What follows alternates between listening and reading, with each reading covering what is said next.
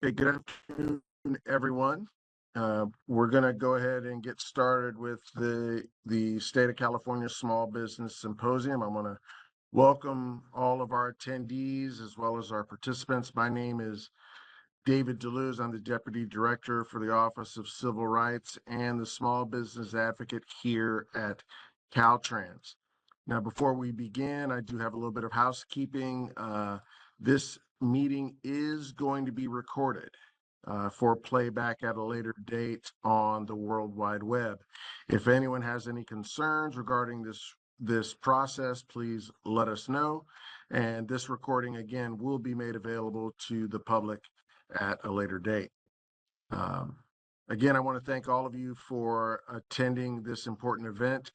We've organized this virtual event to allow state agencies and departments an opportunity to share with the contracting public opportunities for socially and economically disadvantaged businesses seeking opportunities to contract with the state of California.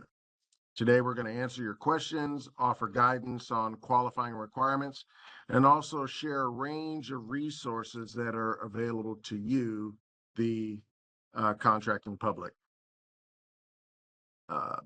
Here's our ambitious schedule for today's symposium.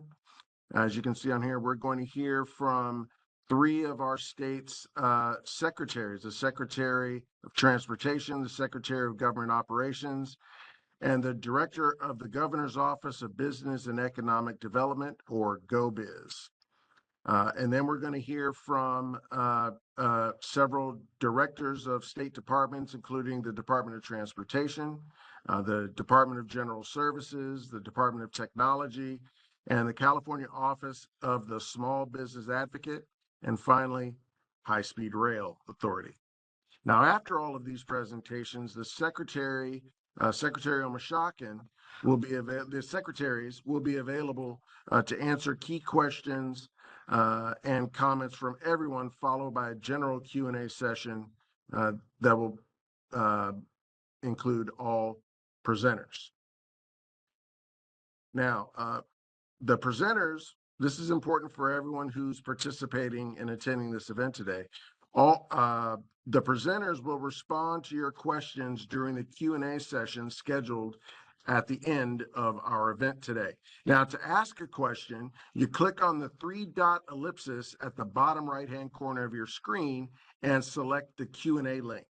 Now, this Q&A box will then appear, and to send us your questions, please type your question and who the question is directed to in the box located at the bottom of the Q&A at the bottom right-hand corner of the screen. Now, it's important.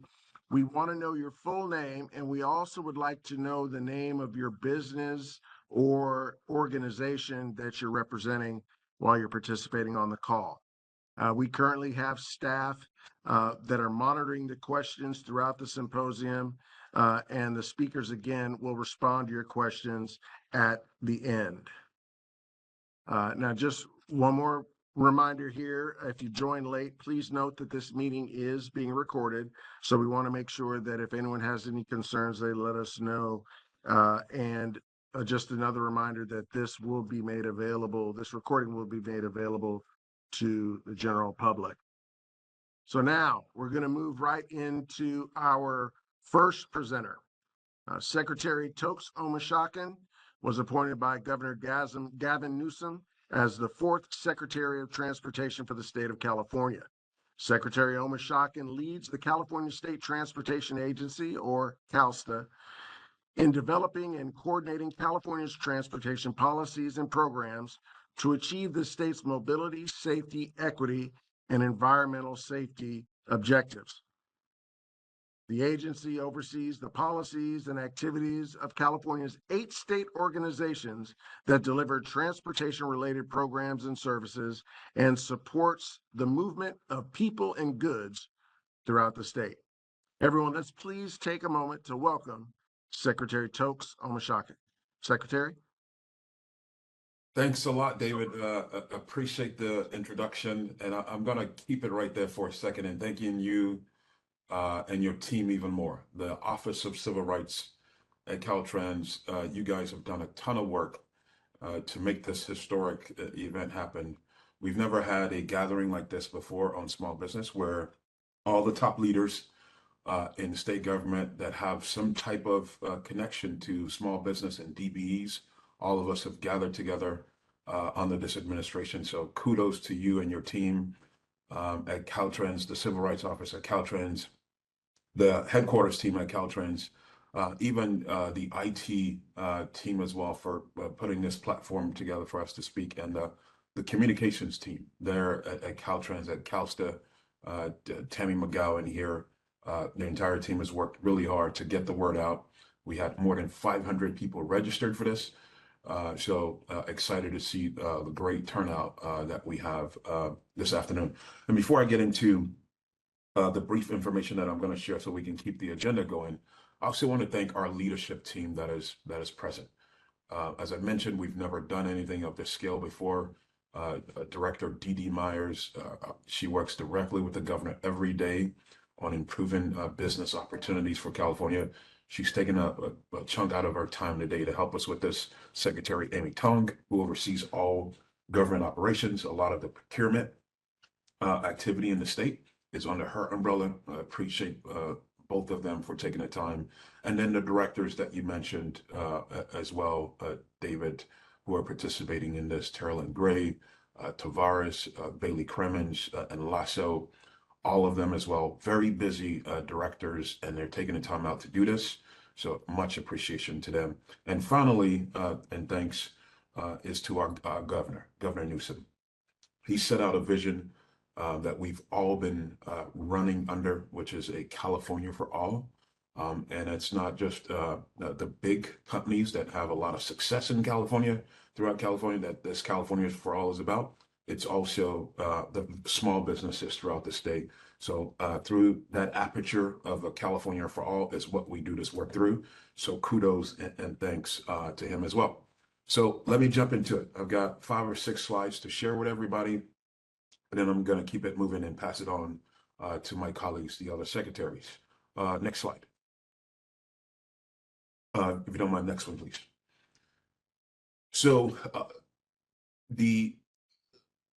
I was hoping to go over the core 4, but I'll jump right into this. So state-funded projects, we have 2 sort of areas through which we do contracts, especially on the Caltrans end, either state-funded projects or federally funded projects. We have a state law, AB 2019, that requires us as a state. Now, if you're not familiar with this, all of you who are taking the time out today, whether you have a small business, you work at a chamber of commerce who we've targeted for this discussion today, or looking to do business with us, there's a state law, AB 2019. If you're not familiar with it, look it up. It requires us, as you see on the screen, to have a 25% goal through state-funded contracts. There's also a DVBE goal. If you're a disabled veteran, and disabled means up to 10% or more in any form of a disability, 10% or more, there's a 5% goal as well that we have as a state. So that's the state part. On the federal side, the program is called the DBE program. You're going to hear more about this from the Caltrans director, but the goal there is 22.2%. That 22.2% is determined by a disparity study that the federal government requires us to do in transportation. So those are the goals that are set. Those that are set for us to try to achieve every fiscal year, these numbers that you see. It's a requirement for us to do this. Next slide. So wondering what the numbers look like as far as that state and federally funded projects. The top graphic, the top chart that you see just kind of shows you, if you look at that middle column that says amount awarded to small business. This is just Caltrans. This is not high-speed rail or any other transportation entity or some of the entities that Secretary Tong and Director Myers that they oversee. This is just Caltrans alone. That middle column, amount awarded to small business, you can see in 21-22, that was over $800 million. And then the following FY, that number went up to almost $1 billion in state awarded contracts to small businesses. $961 million.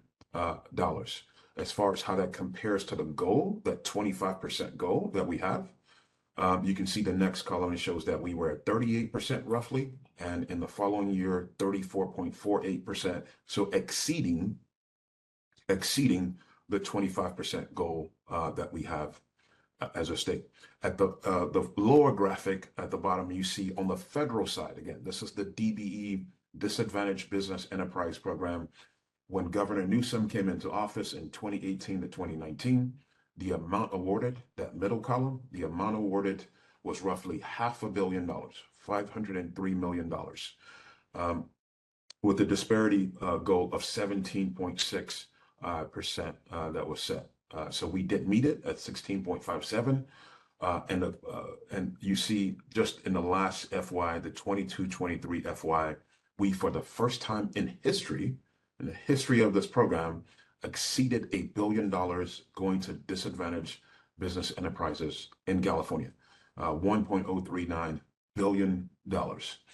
We exceeded the participation rate goal, as you can see there, at 22.34%. So both of these programs combined, the state and the federal program, were north of roughly of $2 billion in money just from Caltrans, going to small businesses and DBEs. That's a lot of money, a lot of opportunity for people to continue to do work with the state. Next slide.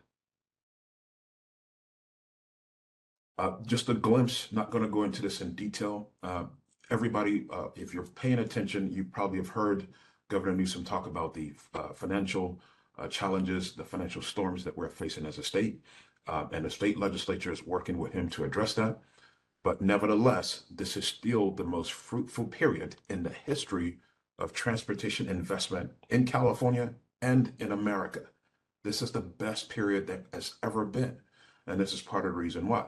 In just 2.5 years, through this program called IIJA, from President Biden, the Biden-Harris administration in California, we've received $42.1 billion in just 2.5 years.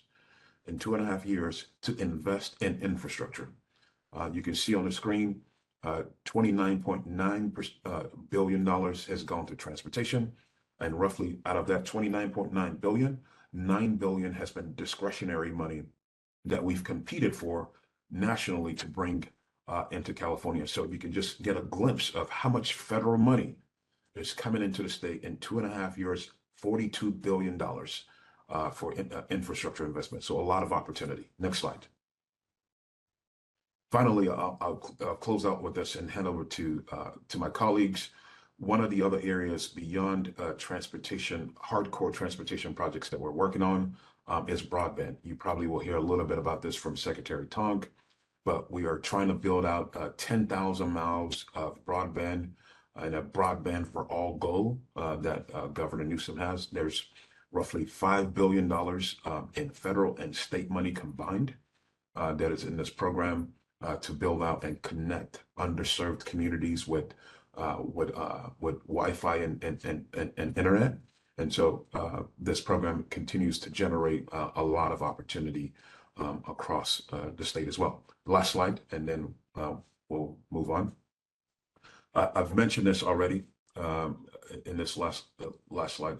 I've mentioned this already, the fact that this is the most fruitful period that we have to invest in infrastructure in this state's history. And the genesis of this meeting, this discussion today, is because I attended an event earlier this year by the African American Chamber in Los Angeles, and they brought up the fact that they don't know where the dollars are. They don't know how much money is coming in and where the opportunities lie in transportation and in other places to invest, to seek procurement or contracting with the state. I said, you will hear back from us as a state together, not just me, the rest of the team that works for Governor Newsom, all of us, you will hear from us because the sun is shining on us. And it's time to take advantage of the fact that we have the policies, we have the funding to help small businesses in the state. And so I'm excited, again, honored to join my colleagues and thankful to more than 400 people as well, by the way, who've signed on to join this symposium today. And with that, again, thank you. The sun is shining on us. It's time to repair the roofs in our respective quarters. With that, David, that's a quick high level on transportation. I am going to hand it over to you to introduce our next speaker. Thank you, Chick. Thank you, Secretary Omashakin. Next up, we have Secretary Amy Tong, who was appointed by Governor Newsom in 2022 to lead the Governmental Operations Agency, where she is the leader in implementing strategies focused on accelerating innovation in state operations. Let's please welcome Secretary Amy Tong. Thank you, David. Hope everybody can hear me okay. I literally just got a new audio set up before this, so I'm going to keep talking unless somebody flags me that you cannot hear me. But thank you again for this forum coming together. And David, again, appreciate your introduction. To Secretary Omashakin, as he mentioned, that this is a topic that is very, very important to the governor and administration. So I want to echo his enthusiasm and the passion about how to provide the best information we can as a state, as a whole, so that you as individual entities out there, small business, do not need to look at different places. That's why I'm here, not only to support this, but later on you will also hear from two of my very, very important departments. That's Department of General Services and the Department of Technology.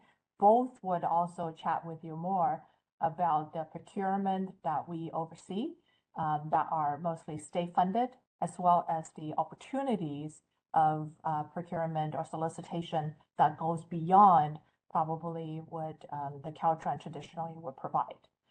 With that, as David mentioned, that Government Operation Agency leads the implementation of strategic initiative. We are one of the 11 cabinet level agency, and in addition to working with CalSTA agency on infrastructure efforts, we also have the privilege working with my other colleague, Director Dee Myers, on many of the technology and innovation related effort.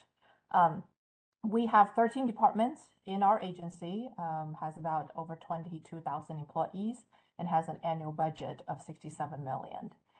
Really, if you really summarize what's our mission, that is really looking for ways to improve how government operates and how do we continue to transform with an innovative mindset from within the government.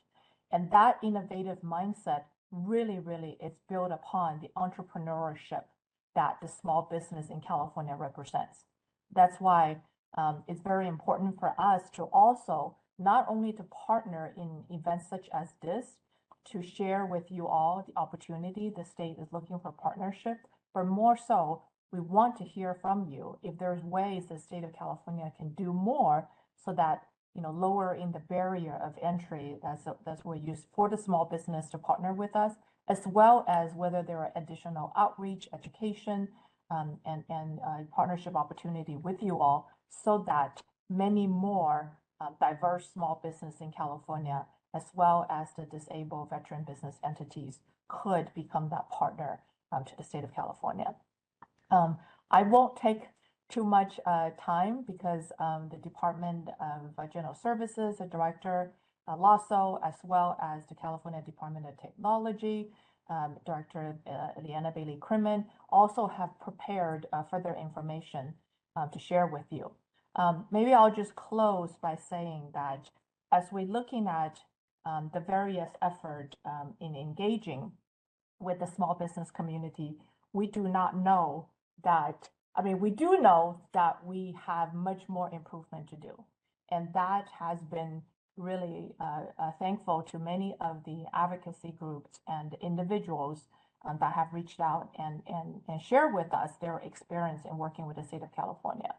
That's why the forum as this today, it's a step towards the right direction.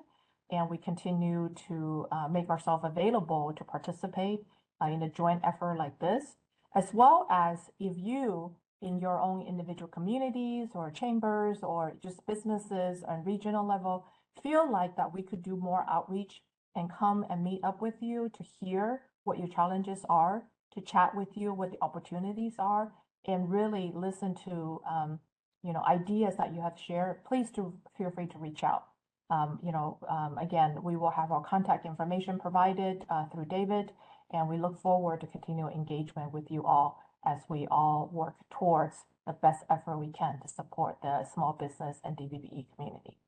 With that, David, I'll hand it back to you. Secretary Tong, thank you so very much, not only for your presentation today, but for your leadership over GovOps. We really appreciate working with you. Next up, it's my pleasure to welcome Director Dee Dee Myers, who leads the Governor's Office of Business and Economic Development, more commonly referred to as GoBiz. In addition, she serves as a senior advisor to Governor Newsom. GoBiz is the state of California's primary agency for job growth, economic development, and business assistance efforts. Director Myers, welcome. Thank you so much, David, and thank you for that introduction. It's a pleasure to be here today. I also want to thank CalSTA and Secretary Omishakin for putting together today's symposium and for inviting us to join. It's really a great opportunity, and I think he did a great job laying out what that opportunity looks like. I also loved his message of making hay while the sun shines, because the sun is definitely shining with unprecedented amounts of money available for infrastructure and other small business uses. And thanks, of course, to Secretary Amy Tong, who's been a great partner to GoBiz and to small business. Always a pleasure to be with you both. I want to start by just reiterating how important small business is to California's nation-leading economy. And how important it is to us at GoBiz to support small businesses. You've probably heard the governor say, and I know you've heard Director Tara Lynn Gray say, who runs the Office of Small Business Advocate for us, that California has the largest and most diverse small business community in the country, with more than 4.1 million small businesses. And that's 1 million more than the next state, which happens to be Texas. And we Californians all know that Texas is all hat and no cattle. So, but 99% of businesses in our state meet the SBA's definition of small, right? Which means having fewer than 500 employees. That may not sound small to everybody, but remember that 98% of our businesses have fewer than 20 employees. So when we talk about small, we really mean small, and trying to create more opportunities for some of our smaller businesses. That's accountants, chiropractors, hairdressers, architects, landscapers, the broad range of individuals who create jobs not only for themselves, but for people in their communities. So it's fair to say that individuals and small teams are big, big drivers of California's economy, which is the 5th largest economy on the planet. Importantly, to Secretary Omishakin's remarks, construction is the 3rd largest sector for small businesses.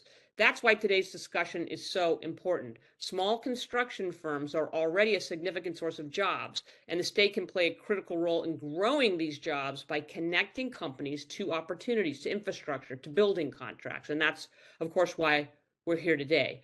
I know that Director Gray is going to explain some of the specific programs that we use to support this process during her presentation in just a little bit.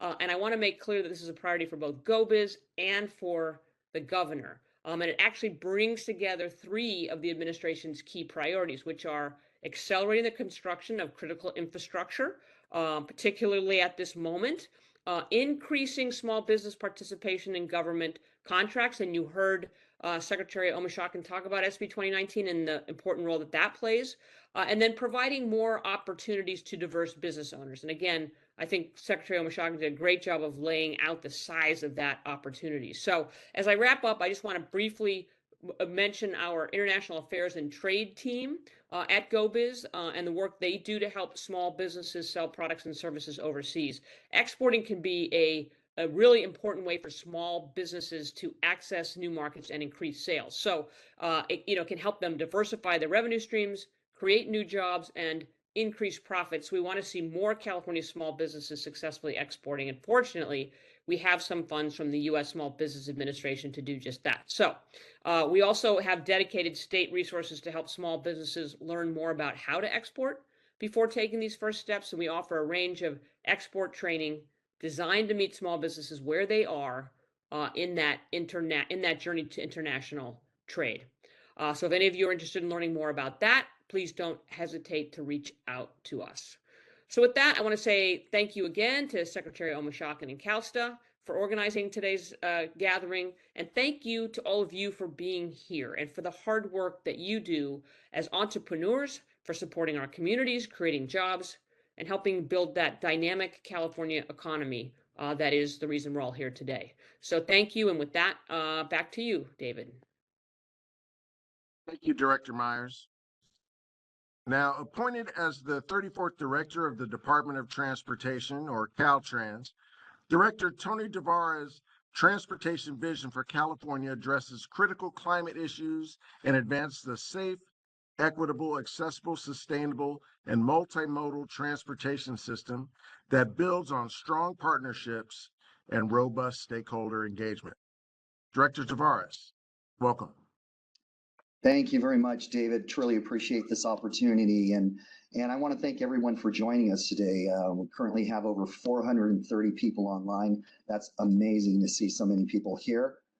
But before I get into my remarks, I too want to thank a few people. First of all, Governor Newsom, his commitment, his unwavering commitment to lifting up small businesses in California has been second to none.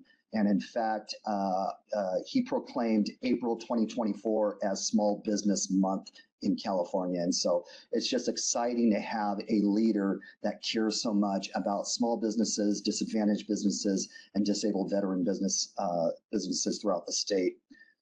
I also want to take a moment also to thank our three secretaries, Secretary Omishakin and Secretary Tong and Director Myers, for leading the directors here, that my colleagues and the departments who are going to share more detailed information. But your unwavering commitment and dedication to small businesses and ensuring that we provide that economic opportunity to everyone in the state of California. So I appreciate your leadership. Thank you for that.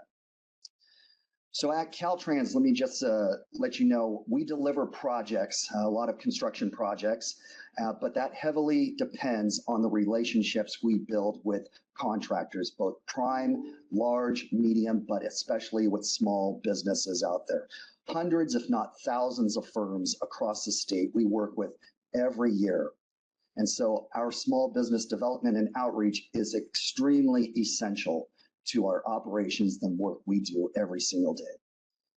As the second largest state department, Caltrans recognizes our commitment and our obligation to assist and lift up small businesses throughout the state of California. And so you're going to hear through my presentation and also through many of my team, as David DeLuce and his team here from our Office of Civil Rights, the type of work we are doing to provide those opportunities and that pathway to that economic prosperity in California. You've already heard the number of small businesses in California and how these small businesses, these 4.1 million small businesses, employ over 7 million people in our state. And that's almost 18% of our total population. So you, as a small firm, you are the backbone and foundation of our economic engine in this state. So quickly, a bird's eye view of our department. Who is Caltrans? Well, we're an organization comprised of about 22,000 employees. We're broken into 12 districts, and we also have our main headquarters in Sacramento. We oversee 50,000 lane miles of roadway throughout the state, but that's not the only thing we do. We also oversight more than 400 airports. We oversight transit agencies throughout the state, and we also oversight 3 of the largest Amtrak corridors in the nation here that are here in California. Next slide, please.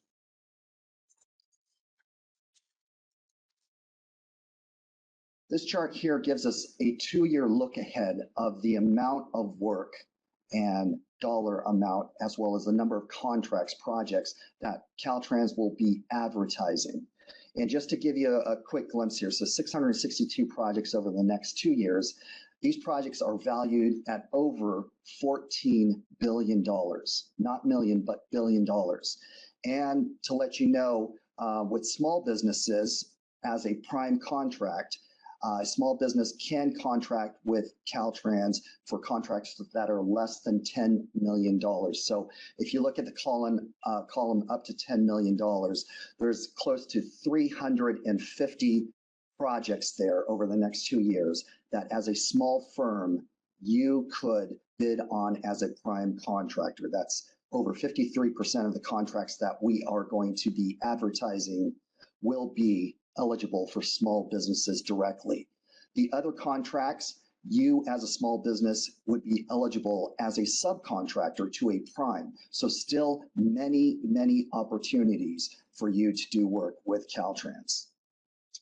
Next slide. A quick snapshot of 3 of those 662 contracts that are coming. First, I want to mention a project down in Ventura County. It's a $26 million slope repair project along State Route 118 in Ventura County, as mentioned. It'll provide opportunities for drainage work, for paving, guardrail installation, landscaping, among many other items. And that project is slated to advertise this fall, 2024. And so I'll share where you can find more information on these projects. The other 2 projects are both in the Bay Area.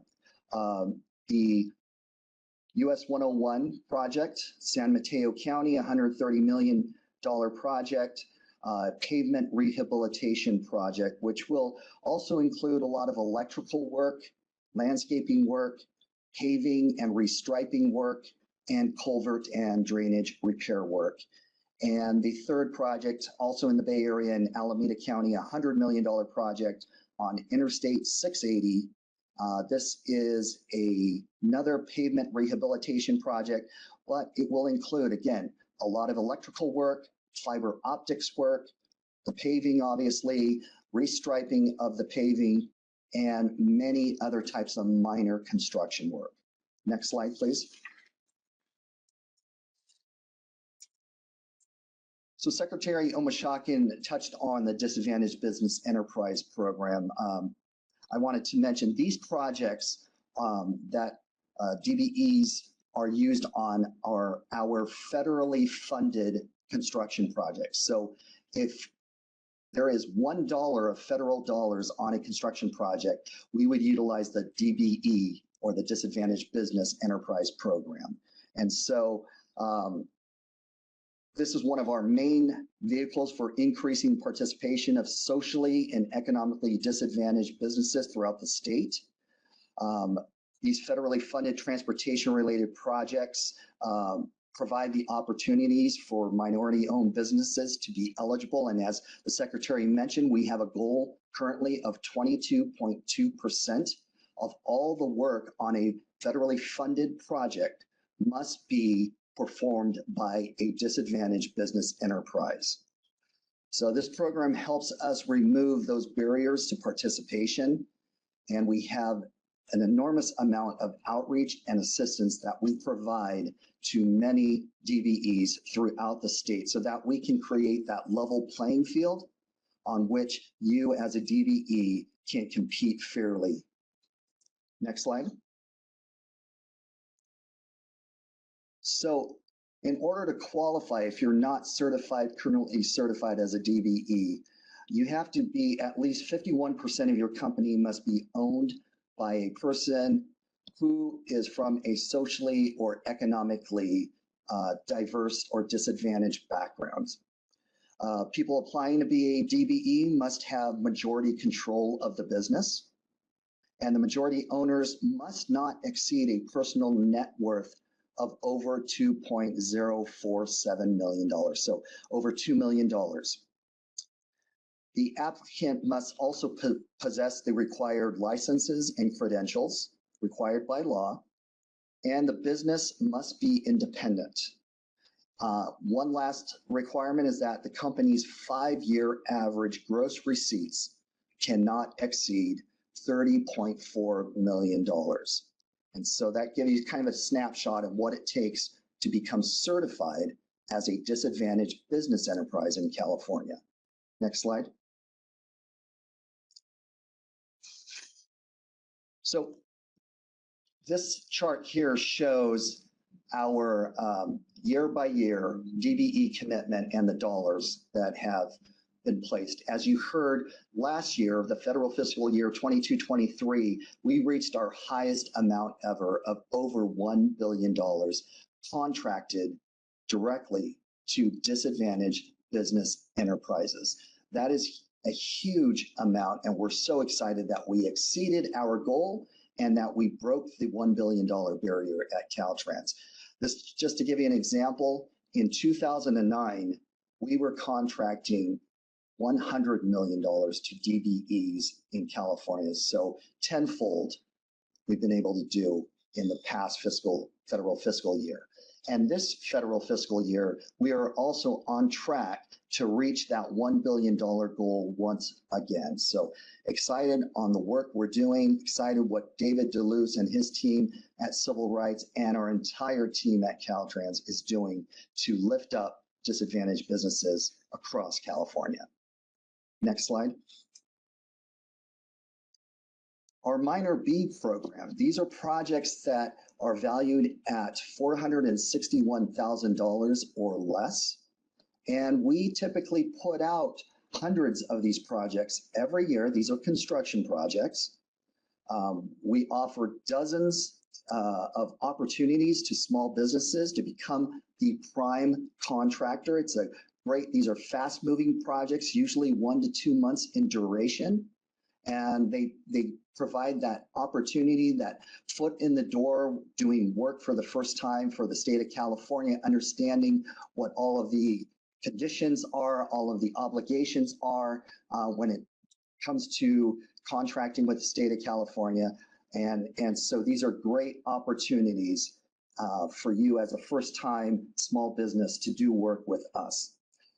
As of April 30th of this year, we have already executed over 160 minor B contracts in the state, totaling over $41 million.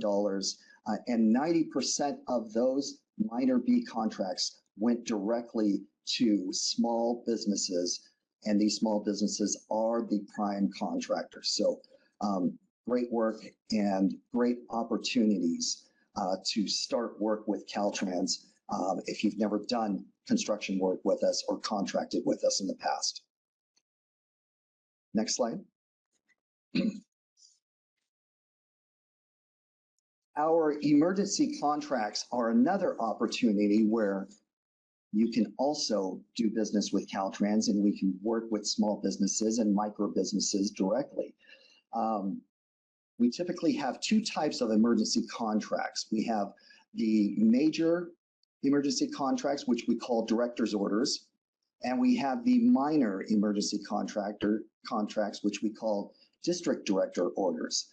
Those minor ones, we have a goal of providing 100% of those contracts to small and micro businesses. Of our major emergency contracts, we first reach out to small and micro businesses to see if they have the skill sets, if they have the labor and equipment and the availability to do the work before we move on to a medium and larger contractor. So at this time, we've, with our total, when you look at both the minor and the major emergency contracts, we have already awarded over $200 million to small businesses statewide to help us repair from storm damage, to help us repair from wildfires that we've had in the past, and any type of emergency situation that requires the expertise of a specialized contractor.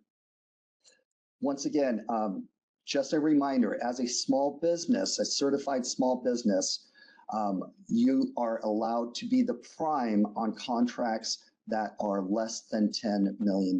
So those major contracts, some of them, the value is much larger than 10 million, which requires us to go to a medium or larger firm first. But that does not preclude you as a smaller micro business to be a subcontractor to one of those larger prime contracts. Next slide, please. So talking about our resources, and so you may have lots of questions as to how do I make my company's bids more competitive? How do I establish relationships with larger prime contractors? And does Caltrans ever work with businesses in my specific field or specialty? And I'm going to answer those questions here. So next slide, please. So as I mentioned, Caltrans is comprised of 12 districts. And so we have a district small business liaison and team in every one of our 12 districts. So wherever you live in the state, I would suggest you get in touch with your district and that district small business liaison individual. And there's a link here on this slide and a QR code, which will give you more information on how to contact these individuals. I also want to mention these individuals can help you with navigating the Cal eProcure website, where all of our contracts, construction contracts, commodity contracts, everything we advertise as contracts are listed, as well as our own. We have a website called the Contractors Corner, and that is on the Caltrans website, which the QR code will give you more information on how to access those. Next slide, please. So here I'm going to talk a little bit about that Contractors Corner. This is our construction look ahead, and it provides that 2-year, 24-month look ahead on projects that we intend to advertise. As I mentioned earlier in my presentation, 662 projects ready to go to advertisement over the next 2 years, valued at over $14 billion. So a great resource right here for you to see what upcoming contracts we have and to also provide your information so that we can network you with larger prime contractors in the event you want to be a sub to any of those very large contracts that are out there. Next slide. The Construction Mentor Protege Program. If you've not heard of it, I urge you to get in touch with your district small business liaison as quickly as possible. This is a program we started in the Bay Area about 8 years ago. It was so successful that we are taking it statewide, and now every district will have a construction mentor protege program in that district. What does it do? It takes very seasoned, experienced, large prime contractors and pairs them up with small and disadvantaged and disabled veteran businesses from across the state and shares with them the opportunities of contracting with Caltrans in the state of California, provides resources and education to help those small firms and those small construction companies grow. And it provides the information on what does it take to have a successful bid? What does it take to successfully complete and win a bid at Caltrans? Not only does this mentor protege program help you get your foot in the door and builds that relationship and that network with prime contractors, but our team is committed to helping you every step along the way. So if you are that successful bidder and you win that project, we are committed to be there with you to ensure that you successfully complete that project. So we will help you every step of the way. A great program. I want to thank David DeLuce again for leading this effort along with Bonnie Niaga, who are taking this statewide and creating some huge differences that are going to make big improvements when it comes to lifting up and increasing the number of small businesses we have in California. Next slide. In addition to the construction projects that we advertise, we also advertise for professional services. And so architectural and engineering contracts are some of those professional services. So if you are an engineering firm, a small business, this is a great opportunity for you, again, to get connected and to see what contracts those type of professional contracts will be advertised and coming forward, a look ahead report. This QR code or that website link right there will give you that information and get you to the right website. Again, if you don't have the ability to link on this QR code, your district small business liaison can provide you all of this information directly in the area where you live. Next slide. Something very similar to our construction mentor protege program, we have what is called the Cal Mentor A&E professional service mentor protege program. Again, this is very similar where we pair very large professional firms with small professional firms that are growing, small businesses that want to do business with Caltrans or the state of California. And it pairs those firms, it helps smaller firms grow, and really provides those opportunities to build those relationships and learn the process on what it takes to bid and eventually win those bids and complete the work. Next slide. Our small business workforce development program that David DeLuz, our Deputy Director for Civil Rights, oversees. We provide the on-the-job training. As shows here, we have some programs where we're reaching into disadvantaged communities. If you're not a professional service provider, if you're not a construction contractor, maybe you're a laborer or an equipment operator, or you want to become an equipment operator, we have a program where we are training people on how to become a heavy equipment operator and get your license so that you can be competitive and go to work directly for a contractor. Or if you want to come work for Caltrans, we'd be happy to have you as well. We've had 2 cohorts in 2023. We're planning to do 6 more throughout 2024 and 2025. So far, we've graduated 40 individuals, and 65% of those people have obtained employment working as a heavy equipment operator. So a great program that we're partnering with the Federal Highway Administration, with Highland Charter School, and again, led by our Office of Civil Rights. We also have DBE supportive services, and outreach services. Equally important, we want to, again, ensure the success of our small businesses and our disadvantaged business enterprises, along with our disabled veteran business enterprises, to be able to do this work, not only win the contract, but to complete the contract successfully.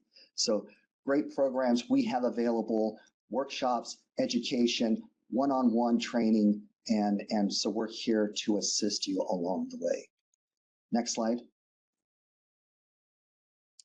So again, I know I shared a lot of information rather quickly, but what I do want to leave with you is that, again, we have staff available to help you.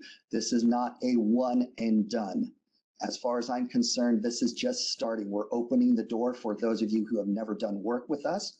We want to welcome you to Caltrans. We want to assist you in your endeavors, assist you in your path and your journey going forward. So with that, I want to thank you for indulging me in this presentation. I look forward to working with all of you in the coming months and years, and look forward to having you as a strong partner with Caltrans and the state of California. Thank you very much. Thank you. Thank you very much, Director Tavares. Now, as part of the Governmental Operations Agency, the Department of General Services is led by Director Anna Lasso. Now, DGS serves the public by providing various services to state agencies, including procurement, acquisition solutions, real estate management, design, innovation, environmentally friendly transportation, and funding for the construction of state schools. Director Lasso, welcome. Thank you so much, David. Thank you for the warm welcome, and thank you to all of our incredible leaders for bringing us together today. As other directors and secretaries have mentioned, we are incredibly proud to serve the Newsom administration because Governor Newsom has tasked all departments to champion small businesses and disabled veteran business enterprises. And I'm here to specifically tell you what the Department of General Services is doing to help the SBs and DVBEs succeed in California. So you can view DGS as the umbrella over procurement, really the portal into procurement, regardless of what entity you are providing goods for. We are your first stop. Essentially, DGS is responsible for certifying your business. But collectively, every agency and department has the same goals of ensuring that we reach or exceed the 25% small business goal, which I will talk about more later. Next slide, please. And we'll go to the next slide. Oh, couple more. All right. I think, is that slide number 3? We're in the overview. Okay, so we have a quick overview of what I'll touch upon today to help you be informed of how DGS can help your business. And so those are some of the items we're going to go over. Next slide, please. Our program serves small businesses, or SBs, as many of us call them, disabled veteran business enterprises, or DVBEs. We are proud to have a unit dedicated to help these enterprises succeed, and we track our outreach efforts. Looking at our interactions with SBs and DVBEs, on average annually, we answer more than 7,000 phone calls, more than 6,000 emails, and just about 430 one-on-one team bookings on how to do business with the state. For in-person outreach events, we participate in more than 200 events per year and serve more than 22,000 individual attendees. Many of the organizations we work with serve specific groups, including Black, Hispanic, Asian Indian, Pacific Asian, Native American, and LGBTQ. We are proud to have 29 strategic partnerships with these organizations.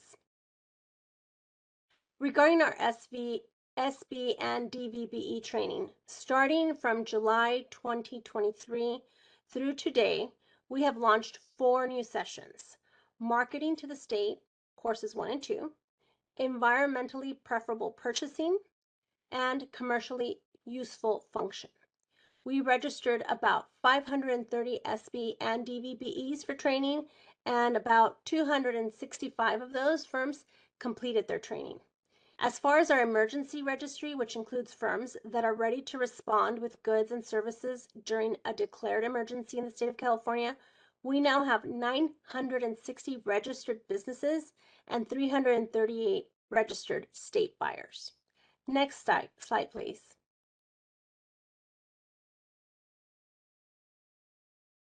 All right, so I'm going to talk about the certification eligibility requirements. I know that Director Tavares touched upon this as well, but these are just really important notes to have with you so you know what you're certifying your business for.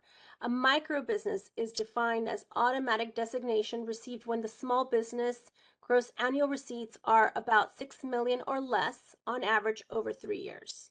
A small business must be independently owned and operated. Is it not in a dominant field of operation? The principal office is located in California. The owners or officers of a corporation are domiciled in California, and it has 100 or fewer employees. Gross annual receipts for a small business is 18 million with affiliates or less over a period of 3 years.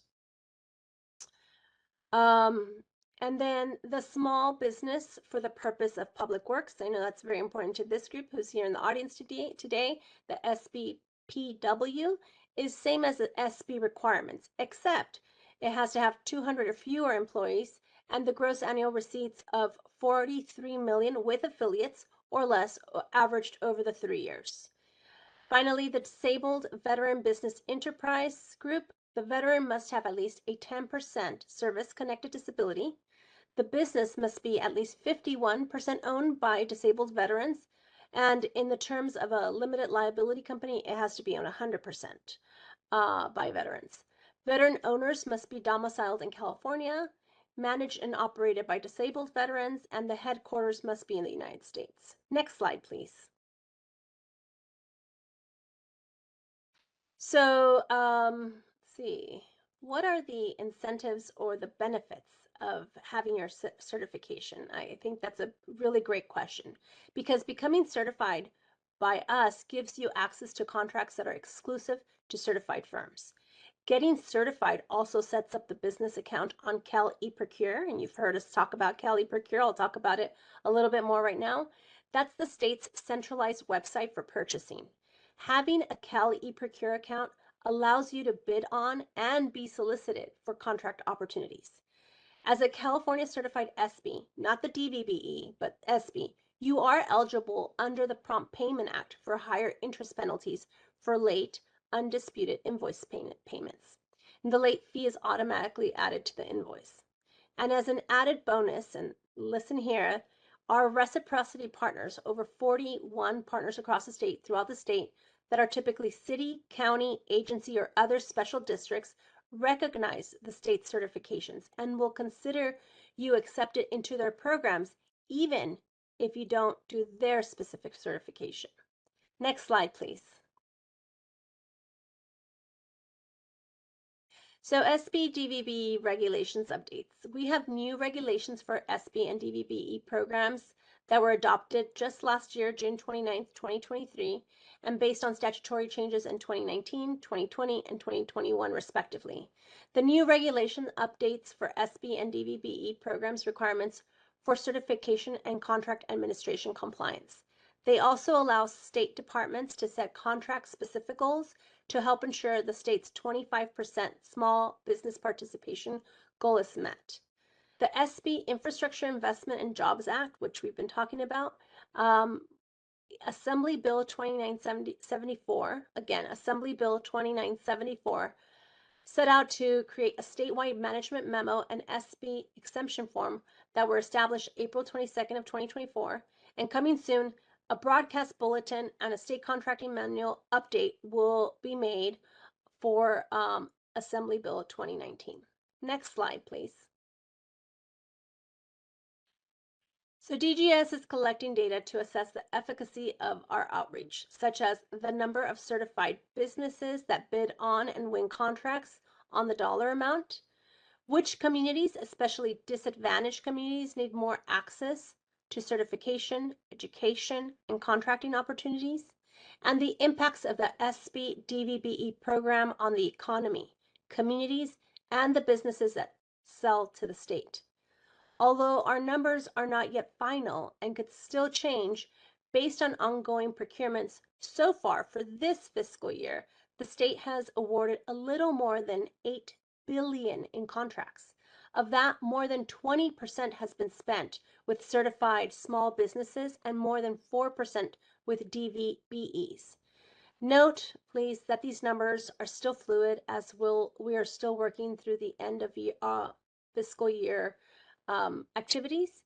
And very important, these figures do not include the Department of Water Resources, Department of Motor Vehicles, CDCR, Caltrans, or the Department of Justice, as those departments don't transact in fiscal. So it's safe to say those numbers will be higher. Next slide, please. So I do want to share with you some of our resources. Our website, the Department of General Services website, dgs.ca.gov, has a myriad of information. Within that website, the Office of Small Business and Disabled Veteran Business Enterprise, OSDS, has their program and webpage landing page. The State Small Business and Disabled Veteran Business Enterprise Contracting and Procurement Training is also on our webpage.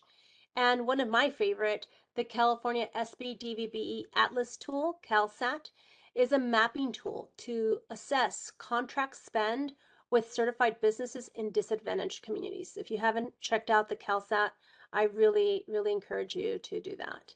Another one of my favorite tools is an in-focus document. It is a summary of our recent legislation impacting and supporting SB DVBE and our state strategies. It also has a foldout that will share information about the difference between an advocate and a liaison. I know we get that question a lot, so we have just some frequently asked questions on this in focus document. And of course, really, really encourage those businesses that are interested in participating to log on to caliprocure.ca.gov. It's the state's procurement information and certification portal, and that's where you will receive contract opportunity notifications. Next slide, please. As I mentioned, we have recent legislation at a glance: Assembly Bill 2019, Assembly Bill 1574, and Assembly Bill 2974. And we thought we'd make it easy with some key policy outputs to share with you which one does what. It's, as I mentioned, it's on our website. Next slide, please. And if we can go to the next slide. So some of the upcoming contracting opportunities with the state of California. This is just a tiny sampling of the variety of products and services the state buys. The first thing you need to do in order to view the bidding requirements is to register with the California State Procurement Portal, CaliProcure. And make sure your profile includes the United Nations Standard Products and Services Code, the UNSPSC, listed on the bid package. If eligible, get certified as an SB or an SBPW or a DVB or a variety of those. Some have both. Basic requirements for contracts, just to keep in mind: complete and submit all documentation requested in the contracting package. Keep all business licenses current, active, such as those with the Contractor State Licensing Board. All corporations, limited liability companies, and limited partnerships must be registered with the Secretary of State's office and be able to provide applicable certificates of insurance and endorsements, including bonds, automobile, and workers' compensation insurance. Make sure all business taxes are paid and current, and that the business is not listed as suspended from doing business in the state of California. Next slide, please. So I wanted to go over some initiatives and project updates because these are really important, and our team is always coming up with great new projects and ideas and programs on how to continuously advance our SB and DVBE success in California. Currently underway is the Economic Impact Study that was contracted by DGS to a certified small business to help promote the small business and DVBE programs and determine why it is important for the state of California and its local economy and communities to make concerted efforts to contract with the SB and DVBE participation goals in state procurement. Data shows that $100 spent by the state with a small business results in $196 invested for their communities. The similar multiplier is 188 for non-certified businesses. Upon completion of the study, DGS will highlight these findings as part of its communication campaign on using SBs and DVBEs. We are also working on an outreach tracker from contact to contract. The SB-DVBE outreach tracker is currently under development, but this efficiency effort will automate, streamline, and enhance manual tracking of business processes, reporting efforts, and outreach efforts from the first contact at an outreach event to assistance received to bidding efforts and/or dollars awarded. We estimate the completion of that project next month in July of 2024. And of course, we have our SB and DVBE supplier training. DGS has a strategic goal to develop and implement a cohort of 8 training courses with certificates of completion and tools specific to procurement and bidding requirements for SB, DVBEs, and diverse suppliers. Our hope is to complete that by the end of this calendar year, December 2024. Next slide, please. I just want to say thank you to CalSTA, to our partners at Caltrans for inviting us to be part of today's presentation. I will be around at the end for any Q&A, and appreciate my team at DGS for advancing all the hard work around making small businesses and DVBEs be successful in the state of California. Back to you, David. Thank you, Director Lasso. And now, Director Liana Bailey Crimmins leads the California Department of Technology, which is at the forefront of providing clear, fast, reliable, and fair public services in the state. It oversees the delivery of digital government services, including statewide IT strategic planning, project delivery, procurement, policy and standards, and enterprise architecture. Furthermore, CDT is spearheading statewide broadband planning and implementation to ensure digital equity and reliability for all Californians. Director Bailey Crimmins also serves as the state's Chief Information Officer. Director Bailey Crimmins, welcome. Thank you, David, and good afternoon, everyone. Thank you also to Secretary Omashakin, Director Tavares. I participate in a lot of vendor symposiums, but this is one of the best, and I can say from a turnout perspective, we are making such a huge impact. I also want to thank all the esteemed colleagues today. We are obviously, all of our departments are leaning in, especially when it comes to Director Analasso. She is the department that we work through when it comes to procedures, processes, making sure that small businesses that want to do business with California walk through her door and help us achieve technology and innovation across the state. As you heard, we are responsible for technology projects, specifically large ones. We also are responsible for telecommunication projects. And as a part of those projects, we also do the procurements. Some of the things that we've been doing over the last several years is making sure that we're breaking those projects up into smaller, minimal viable products, allowing and promoting small businesses to engage with us at all levels. We're also working closely as we're working on broadband for all. We are partnering with Caltrans to build a middle mile network and making sure that the job order contracting and the larger contracting firms are partnering with small business, DVBE, and making sure that if they are large, that they do have plans in order to meet those objectives. And then we hold each of those vendors accountable for meeting their plans and their metrics to achieve the 2019 goal and beyond. And so I have the pleasure of also being joined today by our Deputy Director of Statewide Technology Procurement. And she's going to go into more detail on what we're doing at Department of Technology to make sure that we're meeting with you and addressing both your needs and the department's needs. So with that, I'll go ahead and turn it over to Tiffany Angulo. Thank you. Good afternoon. Pleasure to be here with you today. As Director Bailey Crimmins noted, I'm the Deputy Director for Statewide Technology Procurement.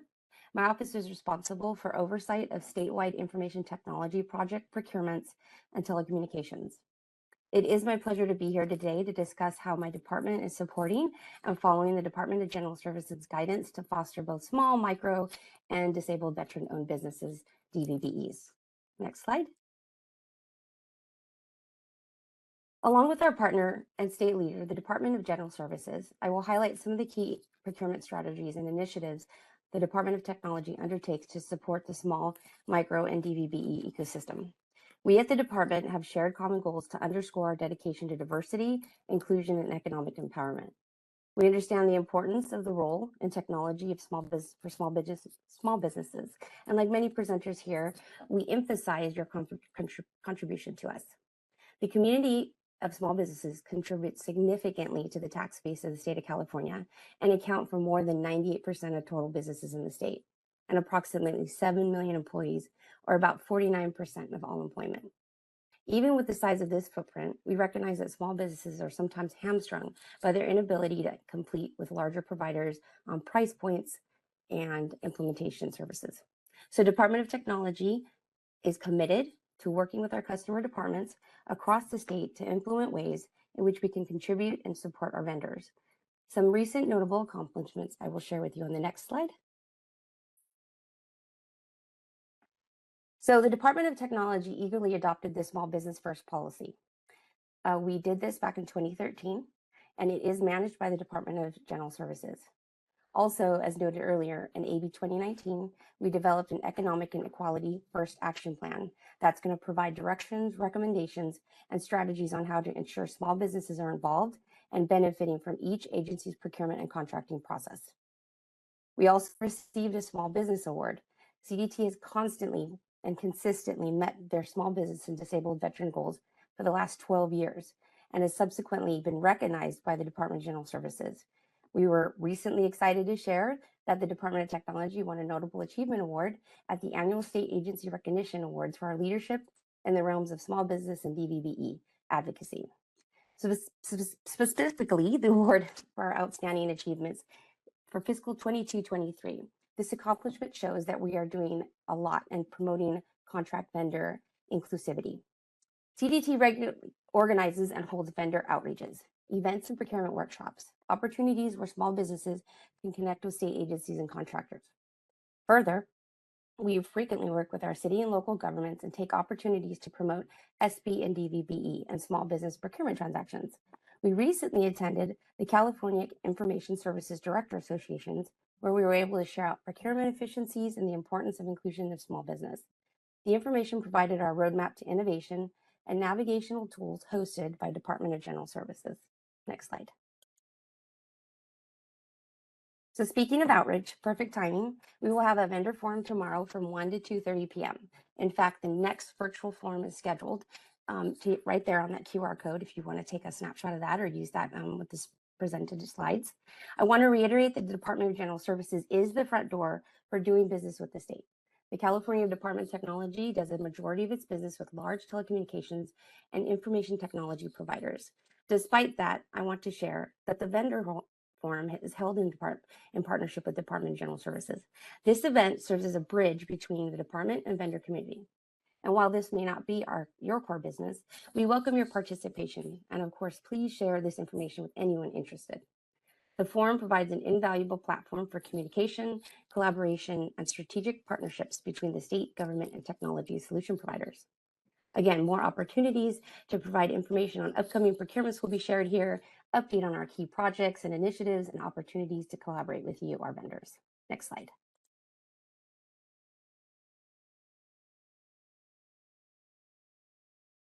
Another area we will be collaborating with you on is our vendor resource portal slide. So again, please feel free to scan the code. I'd like to share that this is a vendor-focused resource page.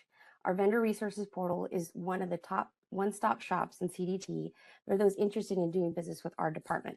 Specifically, the portal permits potential vendors to reach out to one or more of CDT's core areas, such as Office of Statewide Technology, Statewide Technology Communications and Oversight, internal CDT operations. It shares our link to Cali Procure portal, as Director Lasso talked about, to search for bid opportunities. Our portal resources reach across the California technology goals. We talk about Cal Secure in these presentations. Our cybersecurity plan and directory of state agency and information officers will be listed there as well. I recommend you explore the portal for information on doing business with Department of Technology. Next slide. As indicated earlier, the Department of General Services serves as your go-to for certification, resources, and opportunity news. Recently, though, the Department of Technology and Caltrans and the Department of General Services collaborated on a one-time and unique middle-mile broadband initiative, which created some great contracting opportunities. The job awarding contract vehicle is a new mechanism for Caltrans, but otherwise known as DAOC, but has provided effective and quick scoping of dollars required to construct across the state. This slide shows our targets and how we exceeded those. We are proud and grateful to the Department of General Services and Caltrans for the partnership and results that this has had. This is one example of how our partnership is working and moving the needle in support of small businesses. Next slide. So with the assistance of our vibrant vendor community, CDT constantly looks forward to making even more significant strides to be more inclusive. In support of our small business first policy, we are constantly looking for ways to bolster small business access. These will include ways like including preference points for our SBDV participation in our solicitations, more accessible procurement methodologies such as requests for innovative ideas, or known as RFI squared.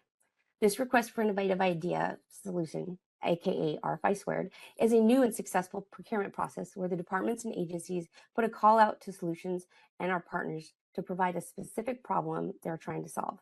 This follows proposals submitted and evaluated, just like regular procurements, but these solicitations are developed leveraging guidance and policies and expertise from Department of General Services to ensure inclusion of small business, micro, and DVBEs. Our effort expands to those large information technology projects we do as well, such as our partnership with the State Controller's Office on their new build of a California statewide payroll system. We partnered on this solicitation to establish a mandatory step in the evaluation to include a small business 25% or micro business utilization. This requirement asks for the bidder to clearly describe how the bidder will commit to utilize California certified small businesses throughout the life of the agreement. So this also allows them to use small businesses for the entire term of the contract of 6 years.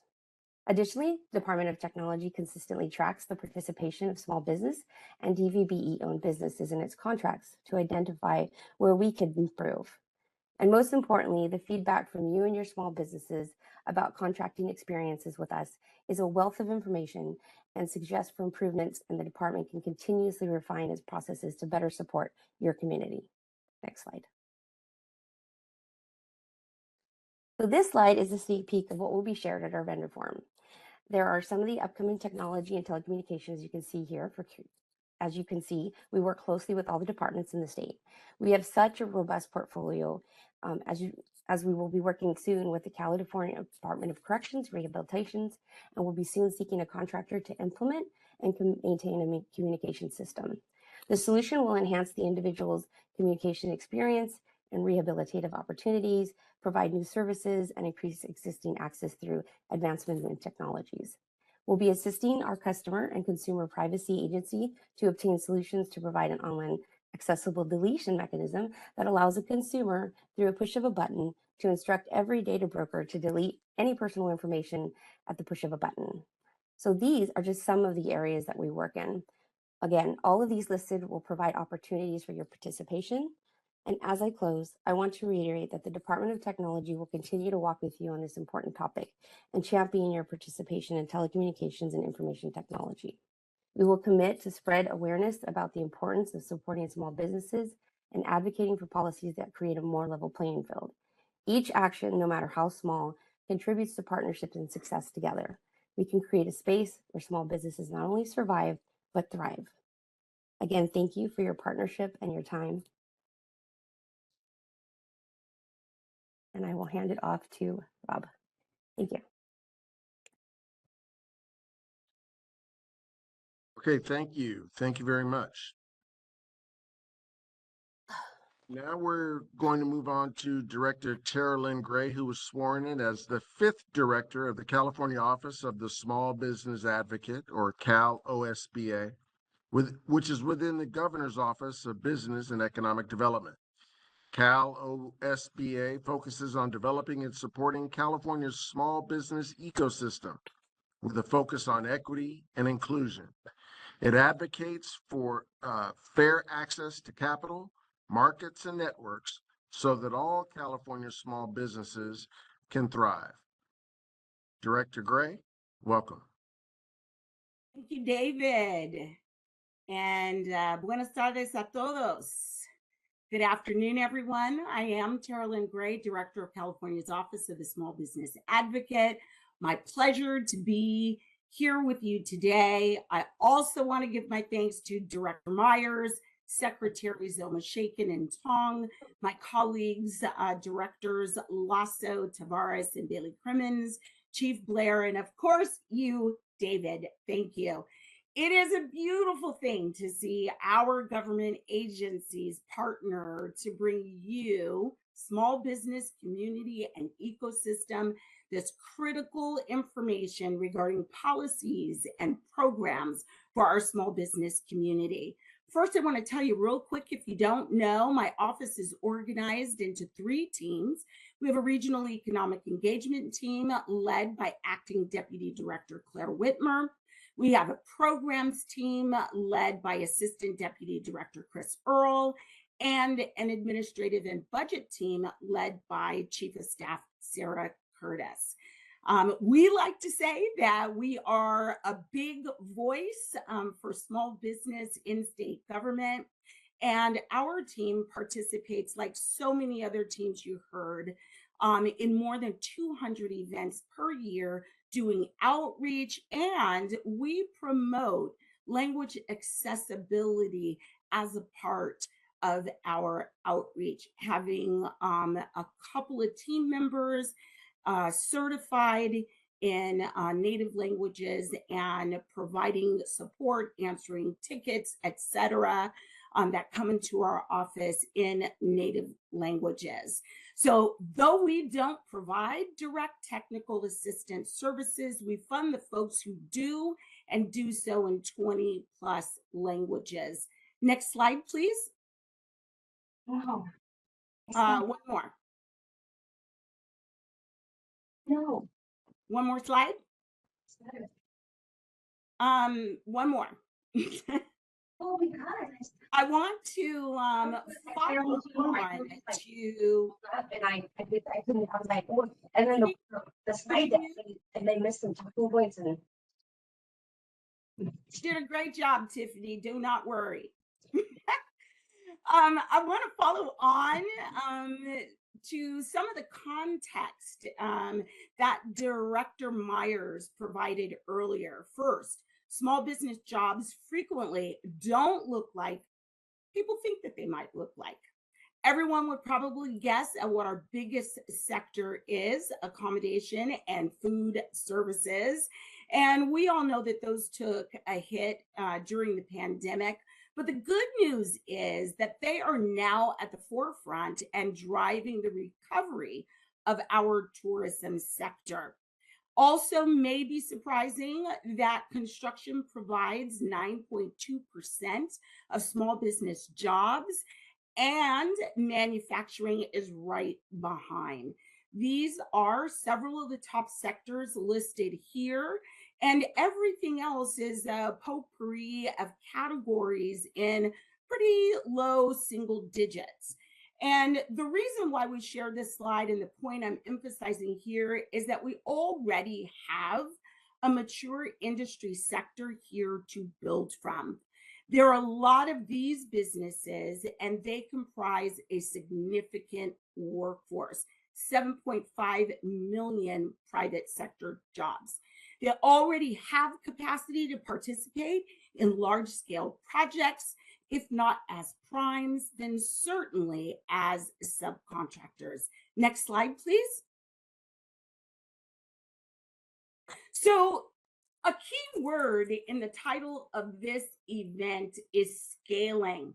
And I want to show you some math about what that word could mean for the California economy. What you see here on this slide is that 49% of our 4.1 million businesses are owned by people of color. And these groups, broken out here, contribute $192.8 billion in annual economic output to the state. That number comes from a report that my office commissioned last fall called the State of Diverse Businesses in California. And I think that we can agree those numbers are nothing to sneeze at. But it's also true that businesses in all these categories are too frequently underdeveloped. Either no employees, very few employees, less revenue than a market sector might indicate. And that fact can often be attributed to a lack of investment from both lenders, angels, and venture capital. But it doesn't negate the economic or human potential these businesses represent. And this is why Governor Newsom's executive order in 1622 requires administrative leadership, all of the leaders you've seen today, to approach every program and problem with an equity lens. Not only is this a moral imperative, but it is an expression of our values as a state. And as you see here today, it is an economic one. So if we could get just 10% of our existing diverse businesses scaled to 5 employees, we could add hundreds of thousands of jobs to our economy. And if we could get half of them to scale, more than 3 million jobs, or roughly 18%, would be added to our economy. That's good for us all. Next slide, please. In my office, we've boiled down our mission and the tactics that we use to carry out our mission into something we call the 3Ds. I'm going to explain them through examples in this presentation as they relate to our topic today. The first D is democratizing access to capital. Second, diversifying the innovation economy. And third, driving economic mobility and wealth creation through entrepreneurship. Next slide, please. So my office, along with the colleagues, as you've heard before me at DGS, we have a significant role in the implementation of AB 2019. And I'm sure many of you in this audience are familiar with the legislation, but I will summarize just for the record. It is a big piece of legislation with many components. But the bottom line is that it turns our small business participation goals into a mandate. My office's specific role is to help the 31 agencies with small business liaisons already identified to create and implement equity first action plans. That is, strategies to walk the walk, to create effective outreach to underserved business groups that deliver measurable outcomes. It's not a problem, we want to say, that lends itself to immediate gratification because there's some work we have to do. But we fully expect that this will be an ongoing effort with a certain degree of trial and error and hopefully a whole lot of success. It's an effort that we embrace wholeheartedly because A, it's the law, as Secretary Omashakin said, and because it lines up with the historic market opportunities. Director Myers mentioned this as well. Equity and infrastructure is a combination that can deliver against both sets of goals: small business participation and economic inclusion. Also why it's an example of driving economic mobility through entrepreneurship. Next slide, please. What you see here is build.ca.gov, a project from the governor's office that explains very neatly the scale of the market opportunity we are talking about today. It is, in fact, a database of project opportunities. So when we say that we are building in California, it answers the question of what and where exactly. What are we talking about? I love this illustration of the size of the pool available. But I do want to say that a website can't help a small construction firm jump in that pool. I posit instead, they need a little push. Next slide, please. When I say push, I mean money, a financial push. You've heard it said before, you need money to make money. Well, we like to say that that's a truth recognized by the US Treasury in the form of another program that is SSBCI, which stands for the State Small Business Credit Initiative. And this is a federal effort recently reapproved by the Biden-Harris administration that allocated funds for capital support programs and for technical assistance to go with it. And this is California's allocation on the screen, the largest in the United States. The capital support programs are administered by iBank and the California Treasurer's Office through its California Pollution Control Financing Authority. It's a mouthful, we know, so we say CPCFA. Next slide, please.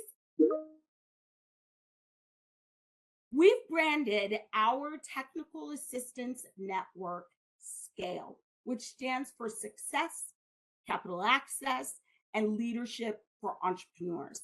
It includes all our technical assistance partners, both that we fund out of the general fund dollars and those funded with SSBCI dollars. Because you, as small business owners, don't really care about where the reporting goes. What you care about is that you can find a trusted advisor today to help you achieve success, the capital you need, and the leadership assistance as an entrepreneur. So, from the list you see here, I want to draw special attention to the 6 Apex accelerators across the state. I draw attention to them because they specialize in helping businesses strategize both operationally and financially to land federal, state, and local contracts. There are other providers that also have procurement focused programs, notably a new launch this year from the NorCal SPDC.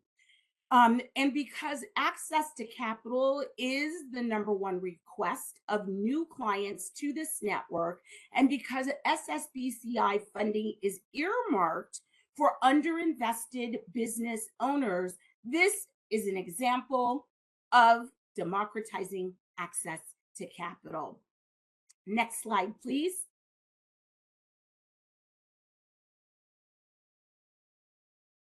What you see on this slide are the services that the Scale Network provides to support the end goal I just mentioned. 2 out of 3 small business owners say they're going to need a loan over the next 12 months.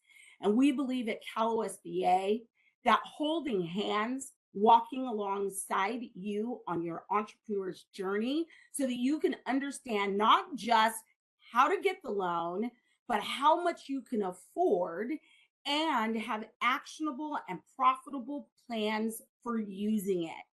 I'll point out that one of the gaps still in this model is the dearth of contract financing and capital for upfront bid bonds, which are frequently the obstacle for a small company to land a contract, even when they are perfectly capable of executing on it.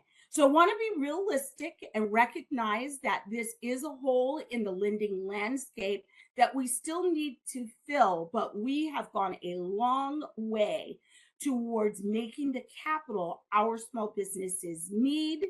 And we've created a powerful model here in California to train all of our resources on this issue and to help our small businesses scale. Next slide, please. Before I close, I want to briefly mention our main initiative for the remaining D in our list of imperatives, and that is diversifying the innovation economy. I don't want you to think I forgot about it.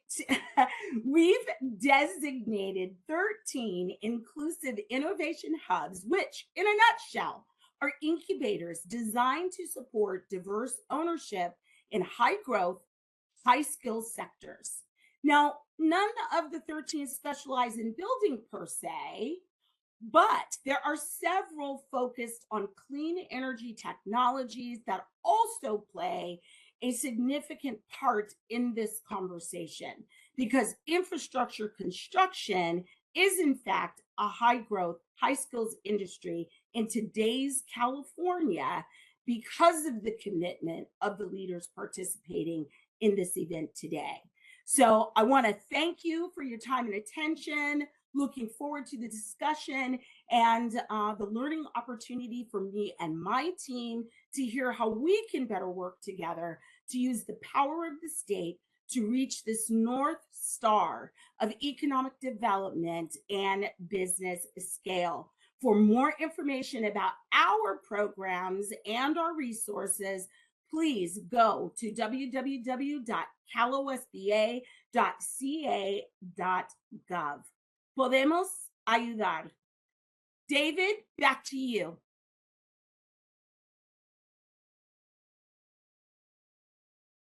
Yes, we can. Okay, thank you very much, Director Gray. Next up, we have Katrina Blair, who's the Chief of the Process and Program Development Branch with the California High-Speed Rail Authority. The authority is responsible for planning, designing, constructing, and operating the nation's first high-speed rail system in California, connecting mega regions, fostering economic development, creating jobs, and preserving lands. Chief Blair, welcome. Thank you, David, for the introduction, and thank you to CALSTA and Caltrans for hosting this event and inviting High Speed Rail to participate. My name is Katrina Blair, and I'm the Chief of the Process and Program Development Branch. And one of the sections that I oversee is the Authority's Small Business Program. The Authority also has a dedicated small business advocate. Her name is Chardonnay Valley, and she manages the small business program. She, along with the small business team, they're responsible for monitoring small business utilization, compliance, and tracking participation goals for the authority contracts. Next slide. And you can advance it one more time. Thank you. So I will cover a few objectives during my presentation and give you insight into high-speed rail. And as a FYI, if the presentation is available afterwards, many of the graphics within my presentation contain hyperlinks to the information contained in the slide. Next slide.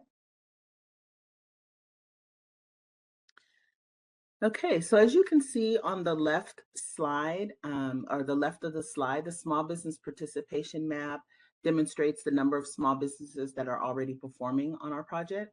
We have a total of 844 that come from all over the state. And we also have 29 DBEs that are from outside of the state. On the right side of the slide, you will see the authority's new goal structure. So previously, the authority had a 30% overall small business goal, which was inclusive of 10% DBE and 3% DBBE. The authority's board of directors approved the goal change to the SB DBBE and DBE program, and contracts executed after November 2nd, 2023 will have a new goal structure. So each contract goal will now be expressed separately based on federal and state requirements. So most of the authority's contracts have blended state and federal funds. So if you take a look at the column underneath the blended state and federal header, we now have a 3% DVBE, 10% DBE that will both be applied across the total contract value, and a 25% small business goal with a 3% micro business carve out that is applied to the state funded portion of the contract. The other two scenarios that you see listed here demonstrate how the goals will be applied if the contracts were either 100% state funded or 100% federal funded. Next slide.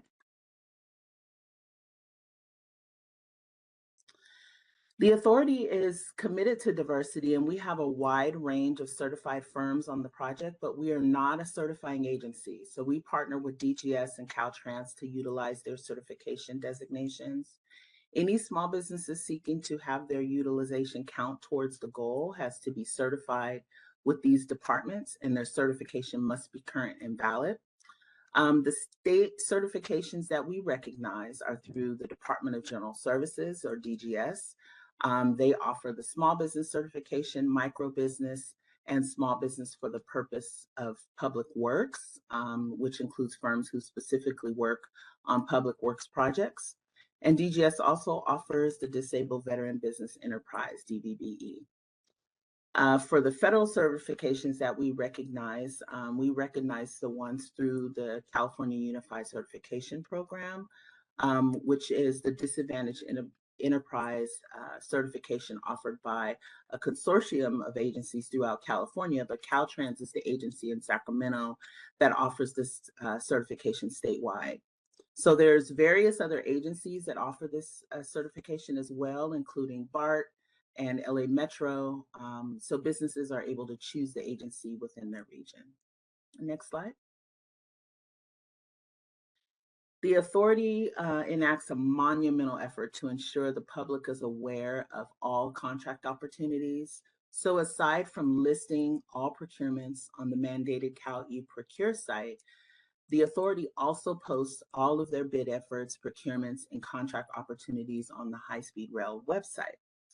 So the authority is unique in that for a great majority of our procurements, we contract directly with a prime, whether it is construction or A&E. But we do have smaller packages designed for SB, DBBE, and DBE firms. And a lot of those come through our right-of-way division, like landscape, security, purchasing of real estate, maintenance of property, and also our non-IT and IT goods and services. So the first photo on this slide will link you to the procurement page where you'll find our latest major procurements.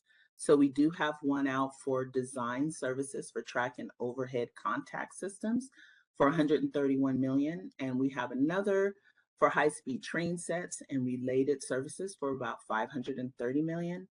Both of these contracts have small business, disadvantaged business enterprise, and disabled veteran enterprise goals.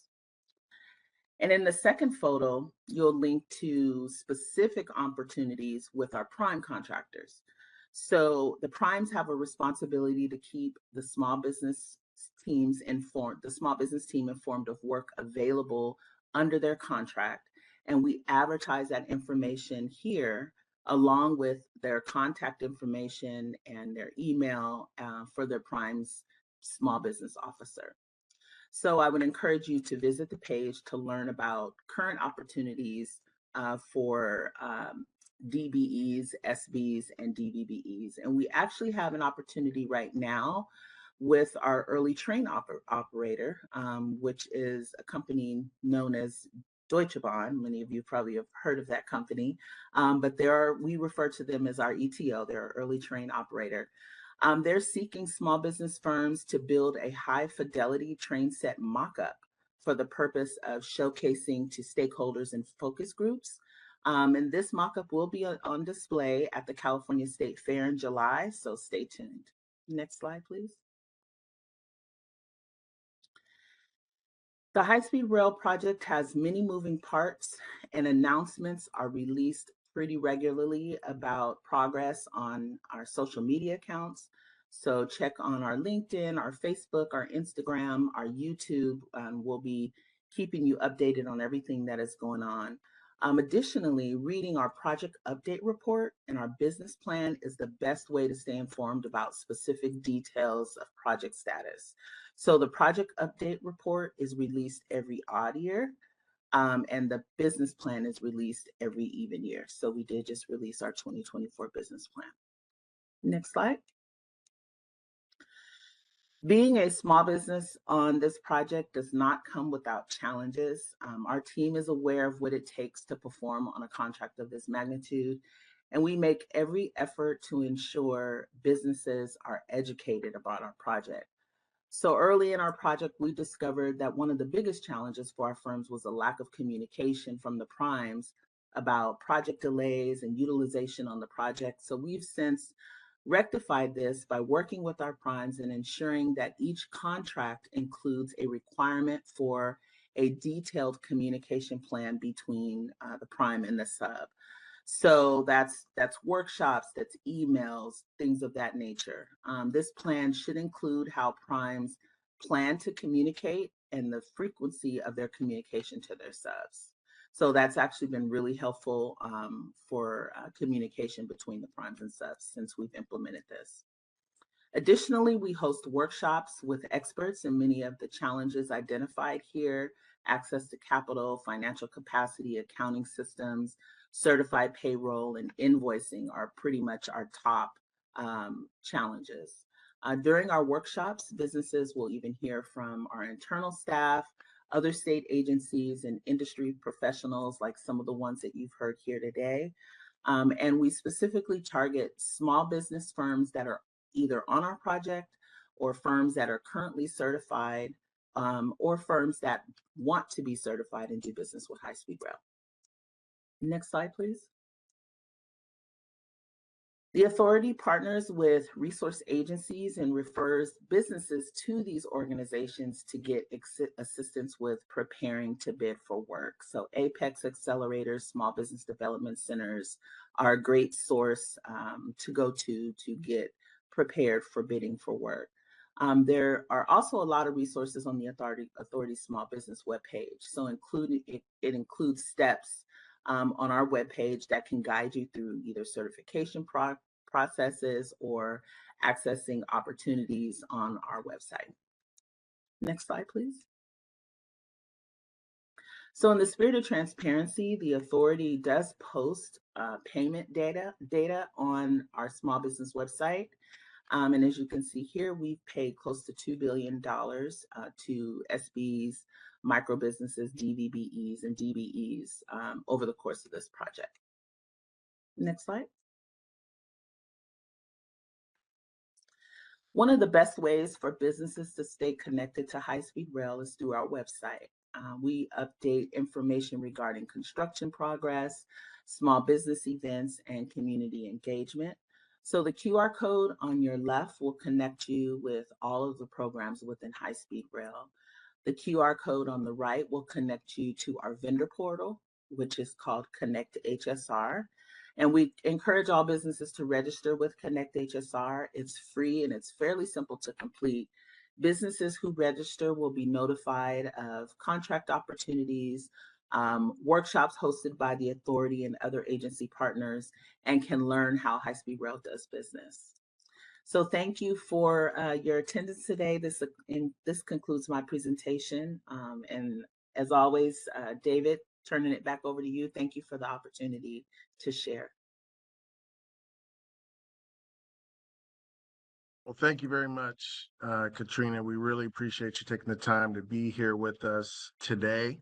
And I also want to thank all of our agency and department leadership for sharing this important and beneficial information with all of our audience members. I just want to reiterate how important this was and how monumental this was to have all of these leaders from across state government present for the public and potential our contracting partners, for them to be able to hear and see directly from the leaders what we're trying to accomplish here in California. Next, allow me to reintroduce CalSTA Secretary Tokes Omashakin. The Secretary will work to respond to your questions and your comments. Now, before we start, as a reminder, I want you to send us your questions, particularly for the Secretary. I want you to send us your questions and comments. So please click the 3-dot ellipsis at the bottom right-hand corner of your screen and select the Q&A link. And then the Q&A box will appear. And you can submit your questions and comments by typing them into the box. And make sure that you include your name and your business and potentially the type of work you do, just so we can direct your questions accordingly.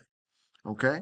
And our staff are going to continue to monitor the website and monitor the Q&A window as we move forward. So with that, we're going to go ahead and move on to the Q&A section.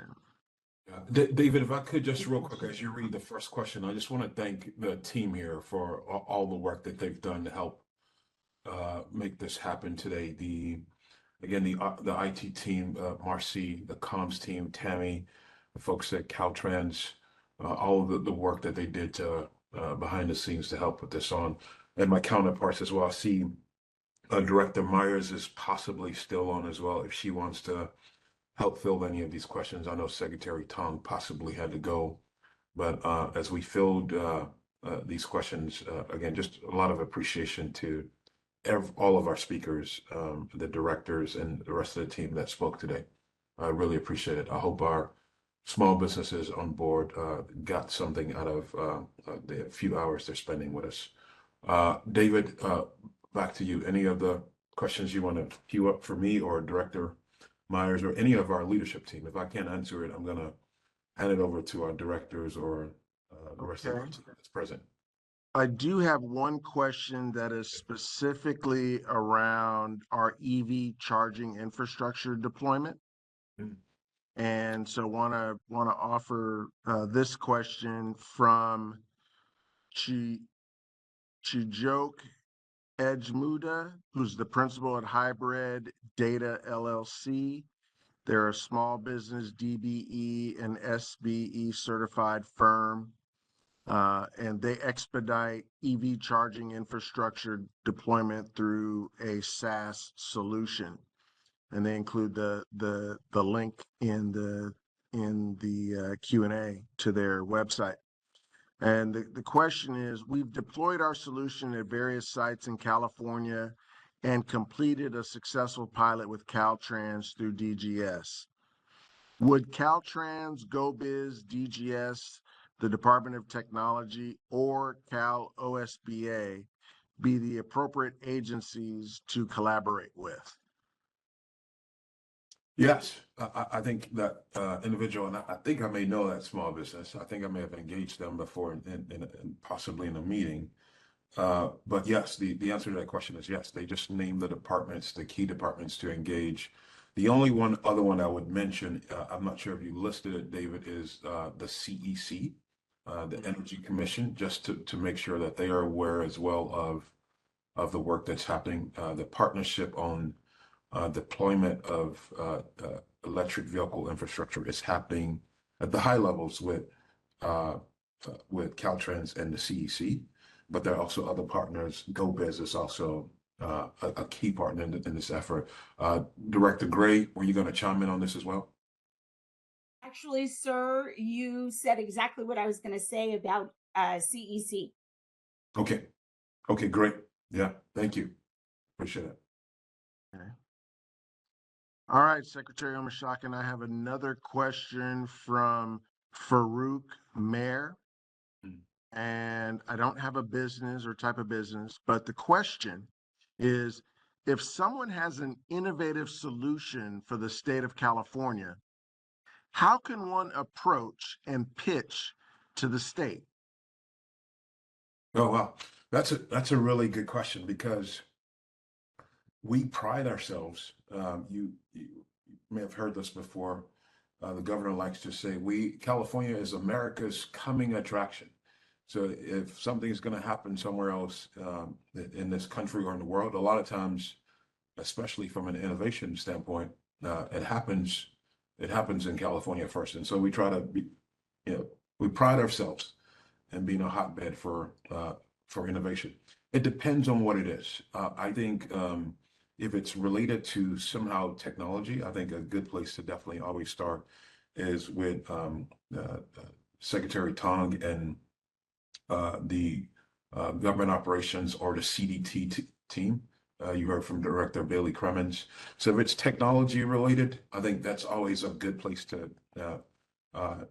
possibly start. But if it's small business generally related, if it's not transportation, just a small business innovative idea, I think going to GoBiz and the very responsive team that Director Myers has is also another place to possibly start. And there are people in the governor's office. If that person doesn't mind contacting you, David, I'm not sure who we're leaving the general contact information for this session.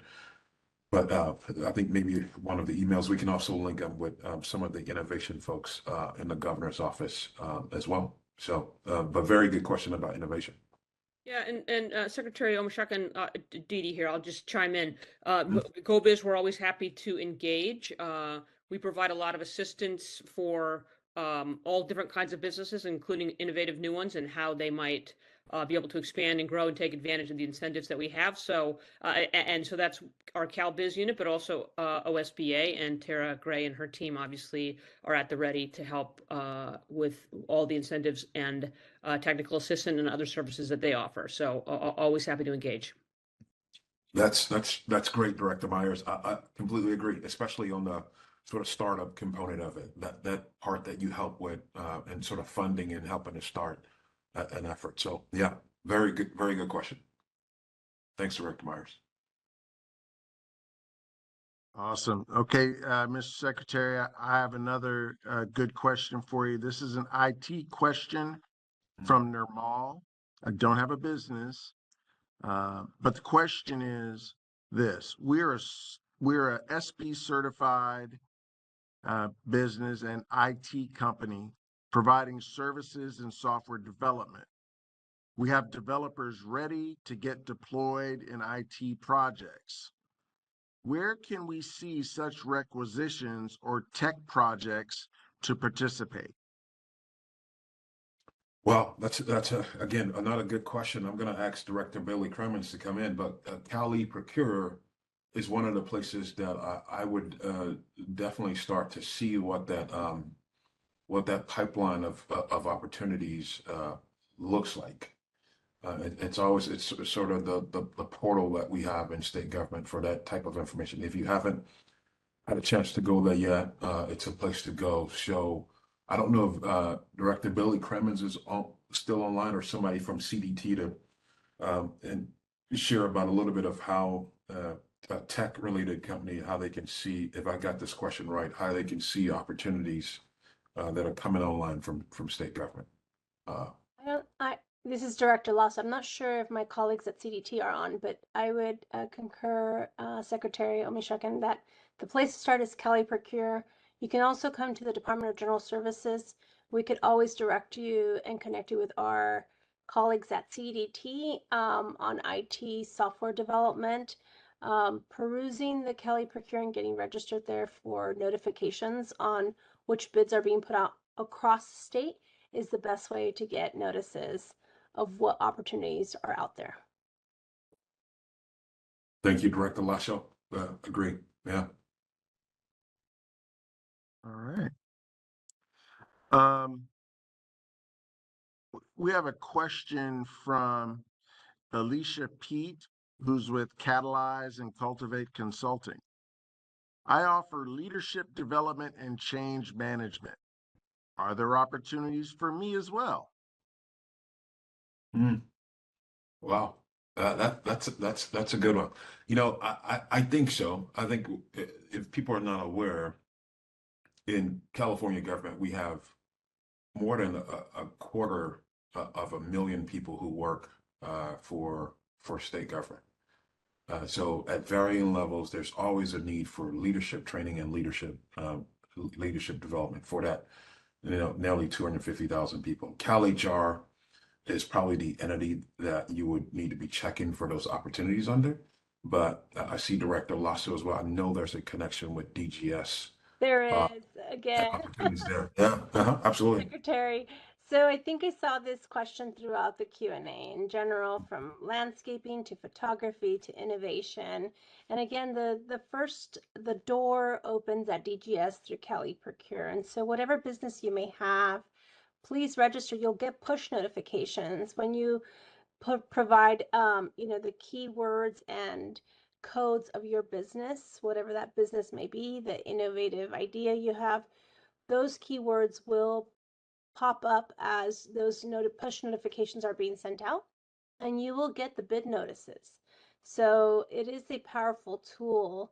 And as the Secretary said, we are a very large state. We are a huge buyer. We are the 5th largest economy on this planet, and we buy just about everything. So I wouldn't be shy about registering. Absolutely. Absolutely.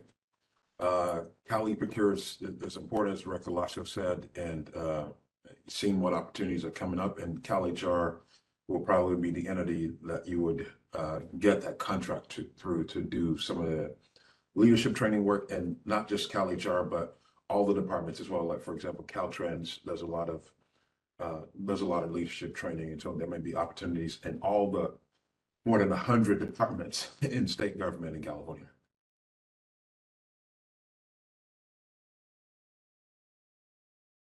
Okay. The next question is about its waste management. And this is from Joanna. She's in Northern California. Not a contractor, but we own a waste management company. how can we register for Caltrans directly or with other departments that deal with waste? We are already on Cal eProcure, but do not see many opportunities to register here in Northern California. Oh, wow. That's another good question, especially on the waste management side. I'm actually going to put you, David, and Director Tavares, if he's still on as well. I'm actually going to put you on the spot to help with this one. They're already on Cali Procure. How can they make sure that they're aware of opportunities to keep doing work specifically with Caltrans? Director Tavares. Yeah, no, that's a great question. And in my presentation, I was talking about emergency contracts, and I think there's a great opportunity here to get on our contractors list and be included there, where we connect you. Basically, you're on a list of who we can contact during those situations where we may need a waste management type company to assist us with demolition or something of that nature, but also the opportunities to connect your waste management company and you to some of the big prime contractors that may need a sub in this type of work. So I think our contractor registry for emergency contracts is one opportunity. Also, our Contractors Corner website, which I also mentioned in my presentation, another great opportunity to register yourself and get you connected with our entire contracting industry. Yeah, thank you, Excellent. Tavares. Excellent. Director Tavares took the words right out of my mouth. So there is another question about providing products. And so let me share this with you. It's from Ronaldi De Silva with Eco Elite Green, and he works with a DVBE corporation. And the question is, if we are just providing a product and not services to utilize it, how would we proceed with our product that helps with all forms of infrastructure? It works with road building, containment issues, reinforcement, dust control, and use in construction. And we too have one of the most innovative products. That's his words in his question. So they have a product related to it looks like roads and road building and infrastructure, and they don't place it. It sounds like they just want to provide it. Yeah, we still, that's a good question. We still have to go through a procurement process to work with them. I mean, there's a list, if that vendor doesn't mind, and David, you can help with this question as well. Yes. There's a list of Caltrans, or Director Tavares is also still on, a list of Caltrans commodities that we usually use on projects. We need to make sure whatever what commodity it is that it's a commodity that fits our specs and that we can use. I'm not sure exactly what the That's correct. what the product is, but if it fits our if it's been an approved product with Caltrans and it fits our specs, we can go through a procurement process to use them. We can't. I don't believe we can sole source items like that. Depends on what it is. Like, we can't just say, "Hey, it's you. You got the job." Without going through a procurement process. So we just need to make sure that whatever product it is, that it fits our specs, that it's been certified by the department. But I don't know if Tony or David, you guys want to provide just a little bit more on that. But it's a good question. Yeah, and one of the things that I would encourage folks like Ronaldi that are small businesses that are trying to figure out how to get involved in procurement of commodities or professional services. Our director of DPAC, the Division of Procurement and Contracting, David Prismich, is a great contact that can help individuals that are seeking to provide goods and services to Caltrans. And he can help lay the groundwork for connections, for introductions to the relevant professionals, subject matter experts, whether it's steel, whether it's design, whether it's concrete or aggregate, whatever the commodity is. David can put small businesses in contact with our subject matter experts to talk about how to get their product approved, reviewed, how to get it approved, and potentially participate in a bidding opportunity to provide that good or service here at Caltrans.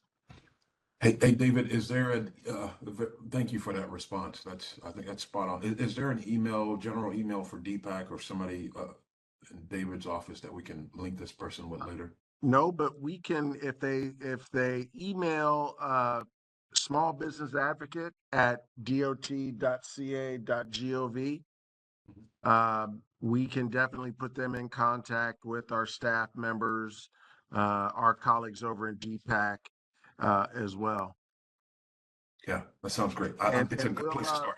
And we will put it in the chat, and we will also include it on our list of links and contacts and websites that we're going to send along with links to this presentation that we're going to post online. So it'll be included there. David, I think a good one to add would be the California Multiple Award Schedules, also through DGS. The CMAS, they can apply for a CMAS as well. CMAS. Okay, great. We will definitely make sure to do that as well. And also, just FYI, David Prismich, who is present for today's symposium, David has placed his email into the chat as well. So folks have direct contact now with our director of procurement. So that's a win today. That's excellent. That's great. Thanks to both Davids. Yes, I'm checking with my staff now to find additional questions.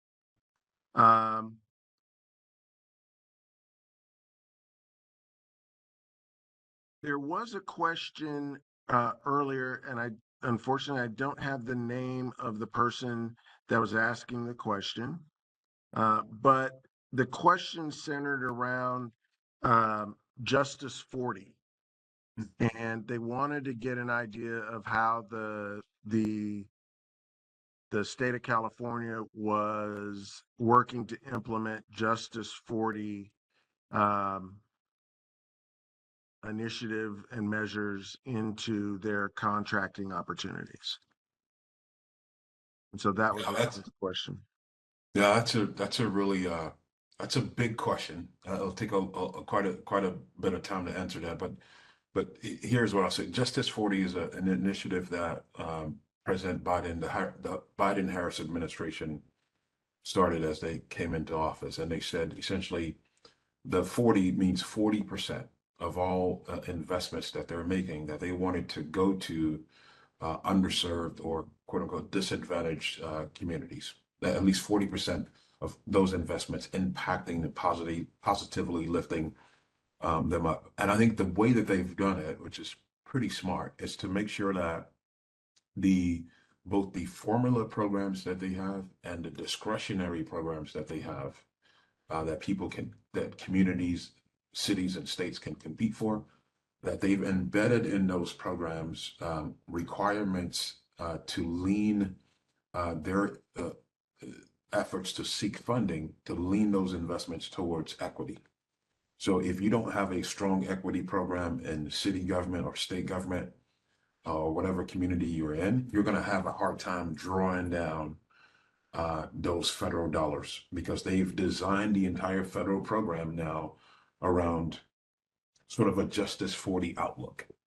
And so I mentioned early on that we've, in the last 2.5 years, that we've received $9.1 billion just on the transportation side in investment through the IIJA program. A reason why we're successful at that, I think we lead the nation in that competitive award funds. The reason why is because we've done the same thing in California. A lot of it is kind of Justice 40 designed already, if you will. But beyond the IIJA program, I think the other part of how we're implementing it is just through the program that David and the director, the rest of the team there at Caltrans and High Speed Rail, the programs that they lead, and I'm talking about the transportation side here, by making sure that the disparity studies we do, for example, the 22.2%, there's a significant part of that 22.2% that leans towards the Justice 40 communities, like Latino businesses, African American businesses, et cetera. So there's a lot under that umbrella, but the federal program is already kind of designed to make sure that cities and states, as they apply for funding, that they are meeting the requirements of the Justice 40 program. And then we have some required efforts as well. Try to do that a little bit of justice, but that's a long-winded question and response that I would have to give on that one. Good question, though. Thank you, sir.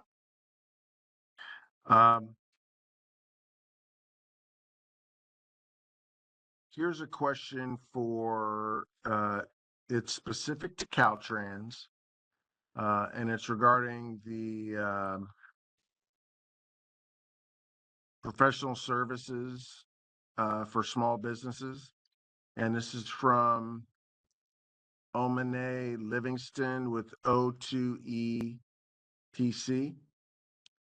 And the question is this: is it possible for Caltrans to carve out professional services prime contracts to small businesses?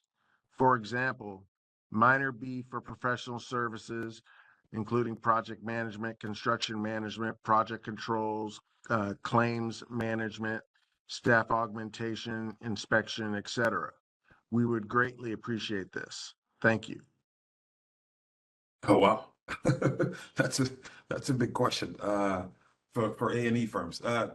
Director Tavares, any thoughts? I'm not sure about the legal requirements of possibly being able to do a carve out, but something to think about and explore.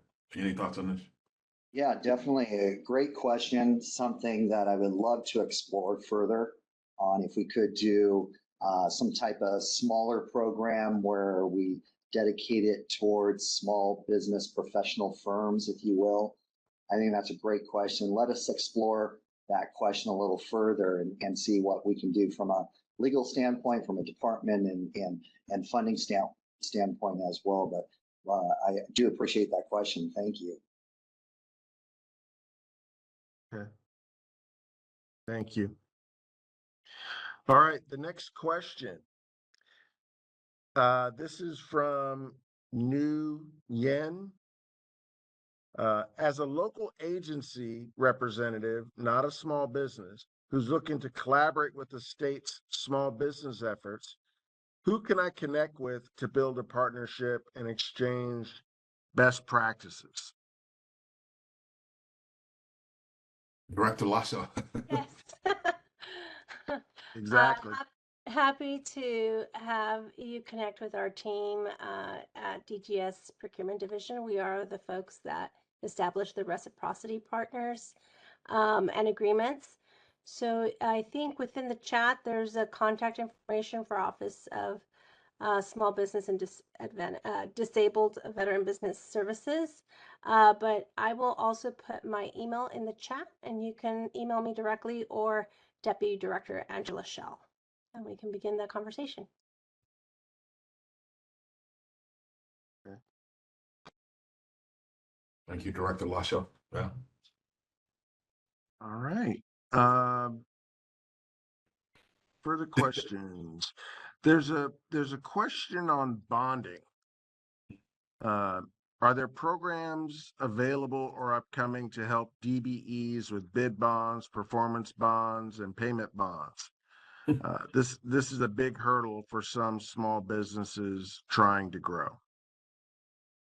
David, this question has your name written all over it. I'll say that I'll hand this one to you, but this is one area that we know for sure is a barrier. It has been, and for many years, it's been a challenging hurdle as it relates to bonding and insurance to be able to do those requirements that we have in place to be able to do work with the state or do federal work. So there's several programs that we have. There are even companies, David, that we engage to help with this, private companies.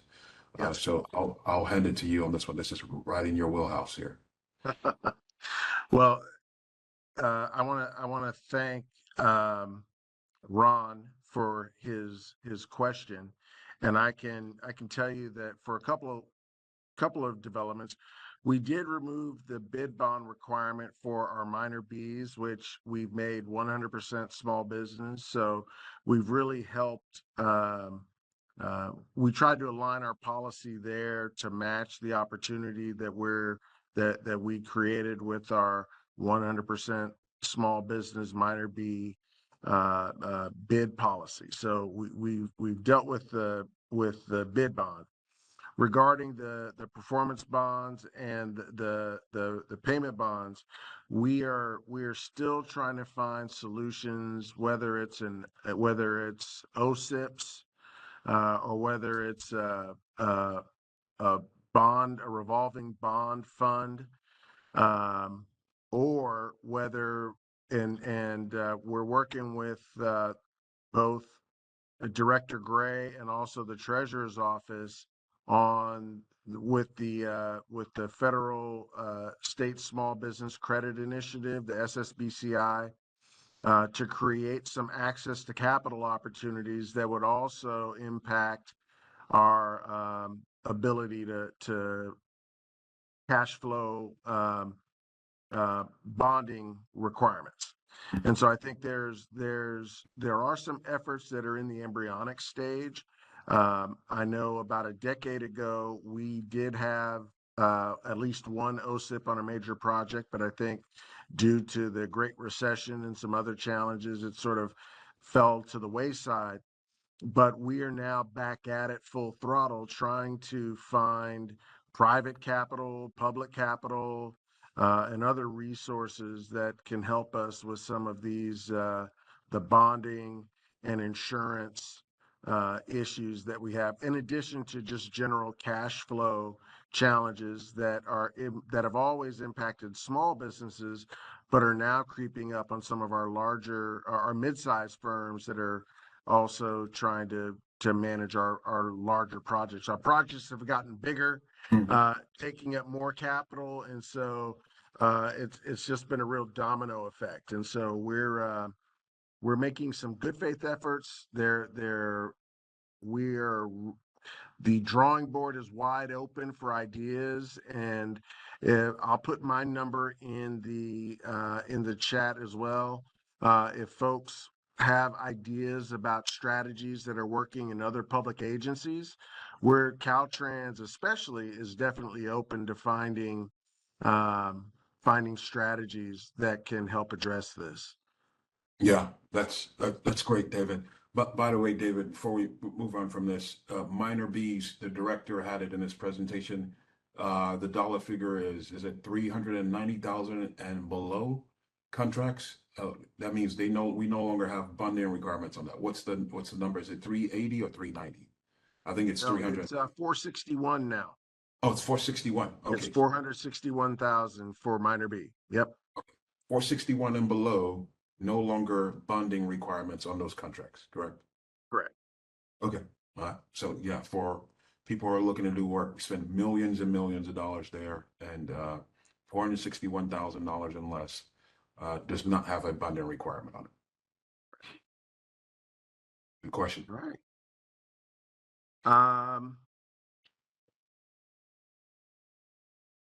we're looking for another question. Here we go. What kind of programs are there for small businesses that have never won a contract? This is actually a very, very good question from David Aguilar. What kind of programs are available for businesses that have never won a contract? My company has been trying to do business with the state of California for years. We have a lot of certifications. We have the subject matter expertise, and we want the work. We work in information technology. So, it's an IT company. Look, It's an IT question. Yes, sir. That's a good one. And I don't know if anybody from CDT is on, but I'll say generally, because I'm not sure completely about on the IT space. The director had this in his presentation. The mentor protege program is a good opportunity for people who haven't done work with us yet, who want to understand how to do work with us, and because it links you up, it partners. Connects you with a prime who's done a lot of work, and you get to hear from the primes directly, sort of the expectations that they have and the expectations that Caltrans has in delivering projects. So I think that's one avenue of being able to sort of go along. And by the way, it's a multi-week program course that you go through, and you actually get a sort of a degree or certification from through the department. But I'm not sure about the CDT, the technology side, about doing tech related work. Is anybody from CDT or Director Lasso? I don't know if this is an area you can possibly help with as well. Sure, I can step in. I mean, I cannot speak directly to contracts that are being put out through CDT or that are IT projects that are being put out by departments and CDT has oversight of. But what I will say is that collectively, CDT and DGS, we work very close together on advancing small business. And one of the efforts that DGS is making is the from contact to contract. That is really something that we are monitoring and that we want to track this year. And I mentioned it in my talking points. It'll be available at the end of next month. And so our commitment, even if you're not coming through to do a contract for DGS, let's say, or one that we have oversight on, to work with us on that first contact and ensure that you have all of the certifications and support that you need to go from contact to contract is our commitment across the board for all departments in the state. So while I can't speak to IT, because everyone comes through the umbrella of DGS, we can point you in the direction that you need to go into. The other one is we will be doing the supplier training by the end of the year.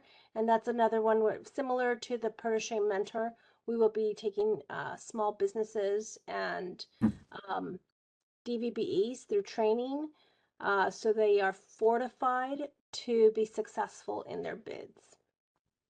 Director Lasso, what is that program called? The one you just mentioned now? It's going to be called the SBDVBE Supplier Training.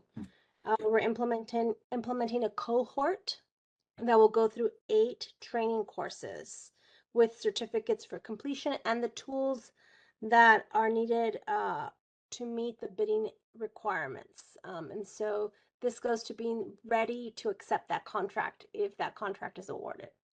And I know it sounds like it's still sort of in its final stages of development. Who do they contact to find out more about that kind of cohort getting on, being a part of it? Sure. The Office of Small Business and Disabled Veteran Business Enterprise. I know in the Q&A, the information is buried in there in one of the answers, but let me see if I could scroll through and give you all that information again. If not, Carol Bangs from my team is here to. We're going to include all of the links and information in a document after the for the post event. So everyone that's registered on here will get a list of all the links and information. Okay, perfect. And it's osdshelp@dgs.ca.gov. Okay. Thank you. Thank you, Director Lasso.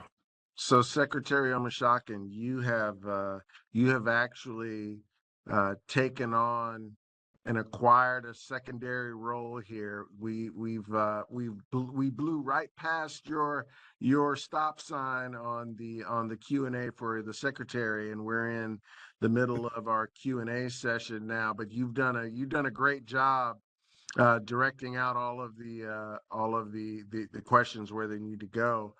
We're going to continue on. I do have a question regarding it's a specific Caltrans question, but it does have to do more with the strategy for contracting with large departments. And we do have David Prismich on and available, and he can speak to this as well. But I wanted to preface this. He's what? Oh, he logged off. Okay, well, David's not around anymore, so we'll try to get him back. But here's the question. We're a small business and are not able to bid on most of the Caltrans sign and apparel bid opportunities because they're too big. I think that's a common occurrence for a lot of our small businesses. The small business office said in their training that we should compose an email and or a letter to introduce ourselves to the local agency offices, i.e. Caltrans. Would that get us local jobs with Caltrans? If so, who do we direct our letter email to at the local level, or do we submit it to your Caltrans small business advocate? They have not responded when I have. Well, I can answer the part of that question. We will make sure, this is from Peggy Harwell. We'll make sure, Peggy, that our Office of the Small Business Advocate in our shop responds when you send a note to us. But you could very well send a note to the Caltrans Small Business Advocate email, which is in this Q&A, and we could direct and connect folks with whatever local office with Caltrans, because each of our local districts does their own procurement as well as we do centralized procurement here at Caltrans headquarters. But for small businesses that want to work more local with more small things, we can put them in contact with our chief procurement officers in our local districts to identify appropriate size bid opportunities if their product or service is procured in that local district office. David, I think you answered that question spot on. I don't know if the director has anything else to add to that, but I think that's spot on. Before he comes on, I'm going to run here at the bottom of the hour, but we've got a lot of people still on from our executive team and all the departments and agencies represented here today. So please still keep pushing your questions forward. This was about sharing what the state has going on and in contracting opportunities. There's several departments that weren't even a part of this, like the Department of Water Services for the state that also has a lot of major infrastructure contract opportunities. So please continue to push your questions forward. This is the first time we've ever done something of this scale, but it won't be the last. I can promise you that. There'll be more opportunities to engage statewide government, not just transportation, on opportunities to do work with the state. So again, major thanks to all of you, people who have tuned in from across the state and possibly even around the country who are looking to do work with the state of California. With that, David, thank you. The rest of your team and the rest of the executive leadership team and state government directors, if you can stay on and help field the rest of the questions, as we have at least 300 people who are still on. Thanks a lot, everybody. Okay, great. Well, thank you, Mr. Secretary. We appreciate your leadership because again, this event only happened because of the feedback that you received in January in Los Angeles, and we moved immediately to make this a possibility. And this is a great event. So I want to thank you for your leadership and vision on this event. Thank you, David, to you and your team, the civil rights team, for helping to make this happen. Thanks, Well, everybody. thank you. Okay. Is he on yet? Okay, great. So the next question that we have, because we are going to continue to till 4 o'clock until folks don't have any more questions.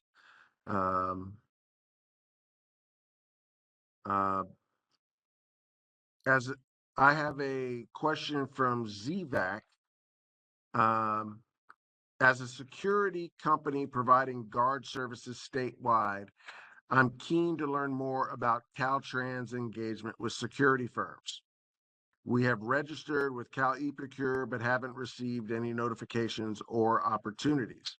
Have any contracts been awarded to security companies? And if so, could you share some of the details and statistics related to those awards? Additionally, I would appreciate guidance on how we can participate in the bidding process for these contracts. Do we have David?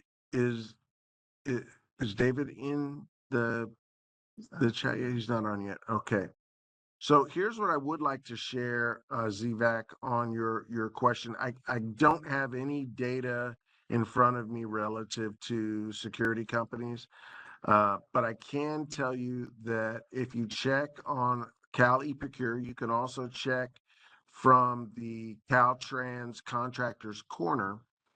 We do have a searchable database where you can search by your keywords for your business, security, etc. Whatever keywords you use to describe your company, you can search by keywords or by your UNSPOC or NAICS code. You can search by your NAICS code and you can find a list of all the procurements that are available for you to potentially be considered on. I would also encourage you to reach out to the district directors in areas where you have a presence as a business, where you could deploy your security teams, and reach out to them and inquire about their security needs. Caltrans has a lot of property. Caltrans has a lot of sites that are being secured.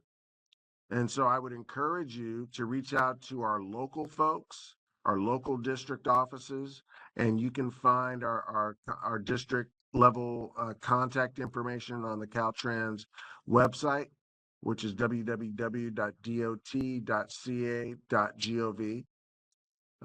And you can also reach out to our district small business liaisons. I put a link to that list in our chat as well. You can also Google Caltrans DSBL list, and the list will come right up for you via the World Wide Web. But those are the best ways. A lot of it is personal contacts and checking in, personal relationships, checking in with our staff, letting them know that you're available, getting on our emergency lists, which is what the Director Tavares mentioned earlier. Those are all opportunities for you to participate as a bidder on our security contracts.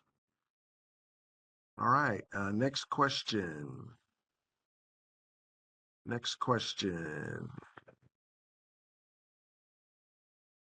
Do we have another question? We do. We do. Okay, we do have another question. Okay, here's a question. Actually, it's from Stanley Cooper, and he addressed it directly to Director Tara Gray. The financial loans you offer to small business and very small business micro, will you consider loans with interest rates that do not exceed 2% to make loans more affordable to small business and micro companies? That's a great question because we know that rates are higher now than they have been for a while. But unfortunately, we don't control the rates. The programs that I mentioned earlier are loan participation programs, and the state is providing a guarantee on those.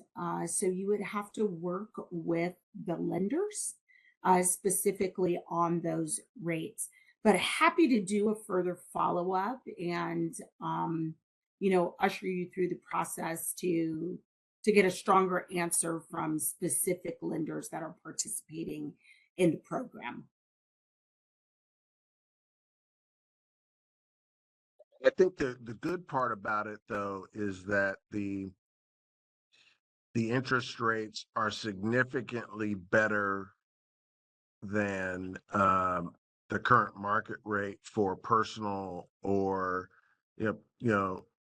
personal loans or credit cards, using personal credit cards. As you know, that's one of the principal ways that small business owners manage their cash flow or try to finance some of their efforts is through use of their personal credit, which is significantly higher. And so these efforts are trying to make an effort to buy down or lower some of those interest rates to make them more affordable.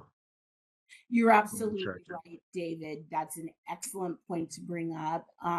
Not only are they lower than credit cards and high interest rate instruments, they also help keep our small businesses out of that predatory lending category. So there's a lot of help to be had there, and most particularly in the technical assistance piece that a small business really needs before they take any capital. I often say that capital without technical assistance ought to be a crime, because in order to keep those default rates low, in order for our small businesses to really know how much they need and how much they can afford to pay back through their cash flow, really need to have some support in doing that and doing the projections and all of that preparatory work. And that's exactly what we're doing as part of our SSBCI scaled program. All right. Yeah, thank you very much for your answer to that one. Another question. Are there any new initiatives going on to help small businesses with getting paid earlier from the government project? The pay when you get paid model creates stress for them. Do we have anyone who wants to take a crack at that? I can do that, David. The Department of General Services has a prompt payment process through our Office of Small Business and Rural Veteran Business Enterprises. And more information can be obtained about prompt payment on our website. Typically, we do recommend that they would reach out to your small business advocate for that department and try to bring it to their attention and move things along in that way. But also, there's the prompt payment that can exist as well. You kind of fell off at the end. What'd you say? I'm But sorry. There's also the prompt payment process that can assist as well. And that's all on the DGS Procurement Division website. That's right. That's right. And other questions, they could reach out to OSDS at osdshelp@dgs.ca. Okay. Okay. So here's a question for DGS. There are folks that are in contracting. Like there's a drywall contractor named Junior Williams. They're looking for opportunities to ply their trade. Where can folks go to, if they have a skill, whether they're a painter or a drywall person, or they provide fencing materials, or they place fences or porta potties, or they do brickwork. How do folks that provide those kinds of services, what's the best way for them to enter into providing their services to state uh, uh, entities?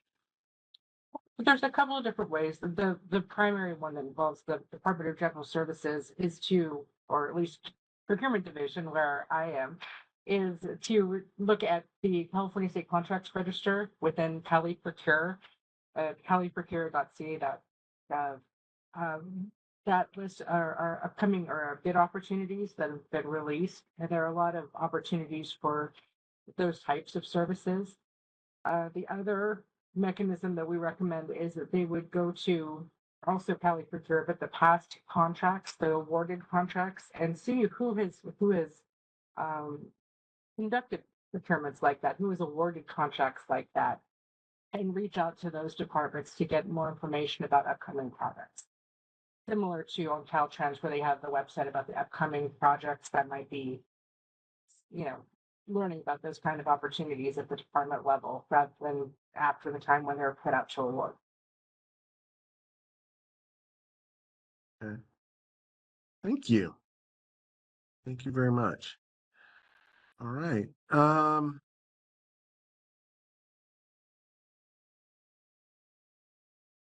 own a print shop in Culver City.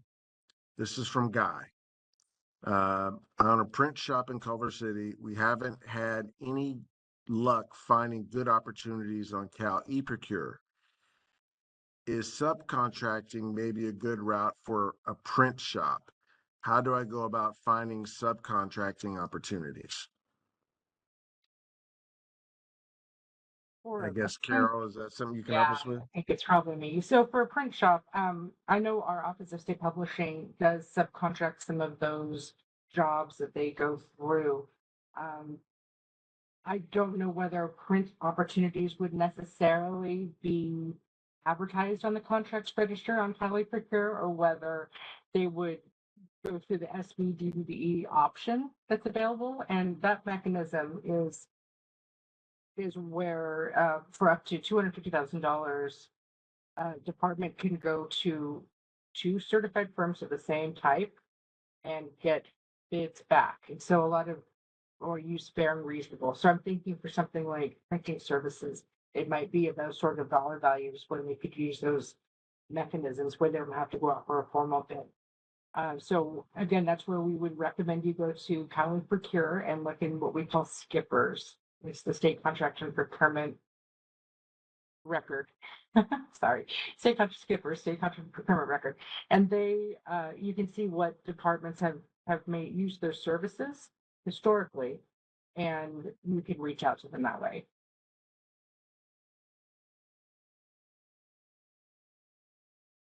All right. Trying to find some other questions that haven't been answered yet.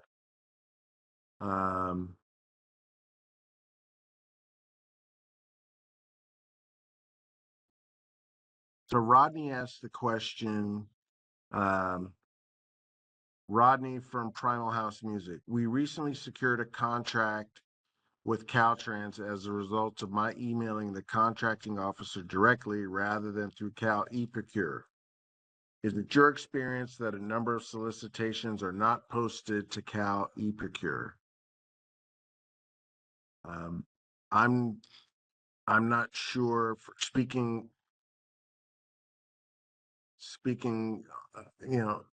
for Caltrans, without knowing everything around that, I hate to speak on that particular issue. But I believe that all of our contracts are are posted on Cal eProcure. We do have our emergency contracts, so I'm not sure if this was an emergency contract that came up. But by policy, our contracts are placed on Cal eProcure. I don't know, Carol, are there any instances where there may be some solicitations which aren't put on Cal eProcure? There are some.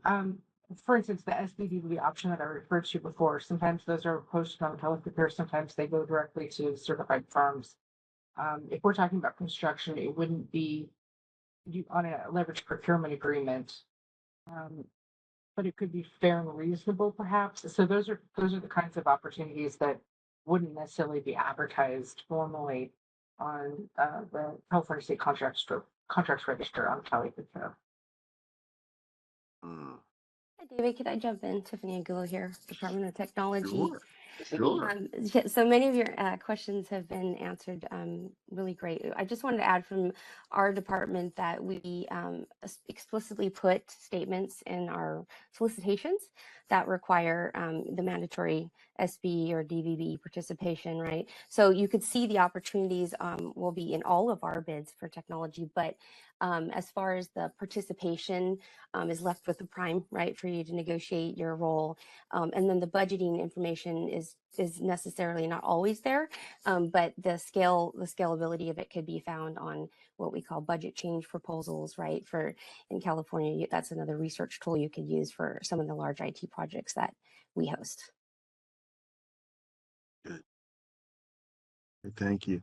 And I do want to share that with Caltrans, one of the ways that subcontractors can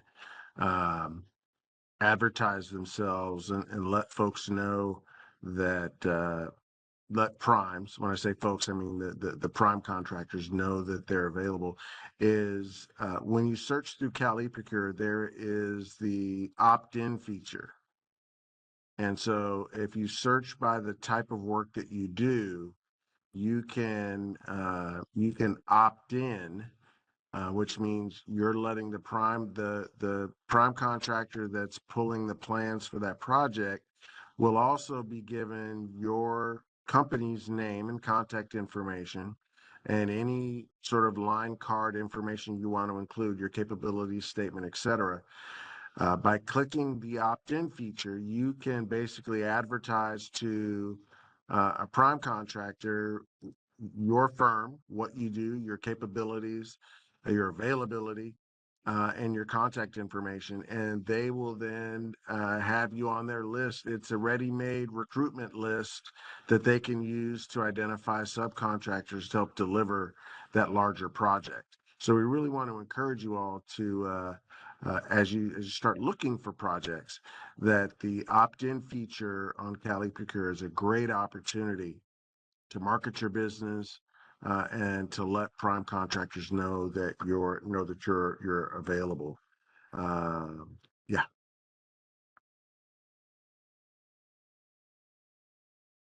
All right. I believe we now have Mr. Prismich available with Caltrans. David, is there any hints and tips you want to share with individuals that want to potentially contract with Caltrans, or by association with any of the other departments here in state service? I don't know. Do you have This is Dave. anything that you want to Can you share? see me and hear me okay, folks? Yes, we can hear you. We got you. Awesome. That was a feat amongst itself getting me on this as a panelist. Thank you so much for having me. So yeah, I think the original question dated way back to, I'm a small business, and I think there were very specific commodities you're looking to sell. And I've been on the whole time, so I've been listening. So DGS has mentioned this, and I'll mention it again. Caltrans has a lot of opportunities for commodities. We do a lot of them ourselves. We advertise them through Cal eProcure. So I cannot stress enough the value of registering with Cal eProcure. Right? There's commodity codes and NAICS codes and things that will align you directly with our solicitations. And if you fill it out correctly, which is not an easy task, but if you do take the time to set your profile up correctly, you'll get emails as to our solicitations, and you'll be able to have the luxury of bidding them or perhaps not, right? It's up to you 100%. But if you don't get the emails, you really have no chance, right? You don't see it, you don't get to, solicit them.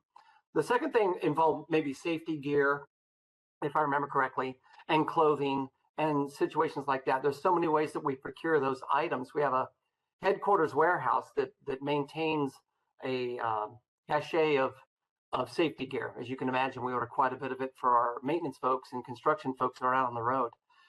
We procure those many different ways.